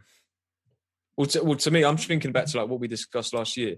Alfredo and Yeah, RTJ4 that's were what. better Yeah, albums. Freddie. Yeah, that's what I mean. Yeah, Better because I was albums. thinking Freddie Gibbs straight away. You could even talk about actually, I Bandana. don't know. Yeah, that's what I was. But it thinking gets about to the that. point of what Yeah. we were saying about this gives us mixtape vibes. So maybe we're downgrading it to a point where it doesn't need to be downgraded. Where he said it's an album, but it's giving us mixtape vibes. But is So it better it's- than It's 444? an album in the same way Overly Dedicated is an album, though. Over dedicated. It's Yeah, kind of an yeah, album. yeah. Look, it's not a mixtape. Like I'll clarify for me, it's not a mixtape. It just gives there are elements to it which remind me of a mixtape. It's on if that makes sense. Everything's good. on that bit. Shout out that bit. The reason with my scoring as well is that I recently, because we're going to be doing a mid-year at some point. We're going to do our sort of top albums of the year so far, And I went back to Gets very recently, and that score went up a bit for me. I'll save it for when we have the chat. It went up a bit. Well, I gave it an 8.4. Low it's gone up compared to the rest of us. And to me, we were on gas that day, but it still holds. So the Cole album for me, like you, Kieran, is my favourite so far, but I don't think it's as good as an album as Gets is. I'm talking like minor scores and minor details. Gets has that excess like 5 songs at the end though. This album treats you nicely. We'll let that which is why Gets is which is why like the middle. I don't want to talk about it too much. We'll get into it like another time. But yeah, Cole is my favourite, but Gets is still he's back. But yeah, no, this project, honestly, the off season, it's brought me back as a Cole fan. I'm excited to hear more, and it's been a long time since I've been this excited to hear Cole, like, again, after a project. Normally I'm listening to it, I'm like, oh, God. After this, I'm like, whoa, I'm ready. Fully ready. Yeah. The Ville is back. The Ville is back. Bitch! That's the ending. That was the perfect ending. Hey, this is Sean, and thanks for listening. We have a bit of an announcement to make. We are now on Discord. Join us to get in on the discussion after each episode. You'll also be able to suggest new content and talk all things rap and hip-hop with myself, Sam, Kieran and Theo. The link is in the show notes. And shout out to all our listeners in India. Our prayers go out to you during these difficult times. Take care.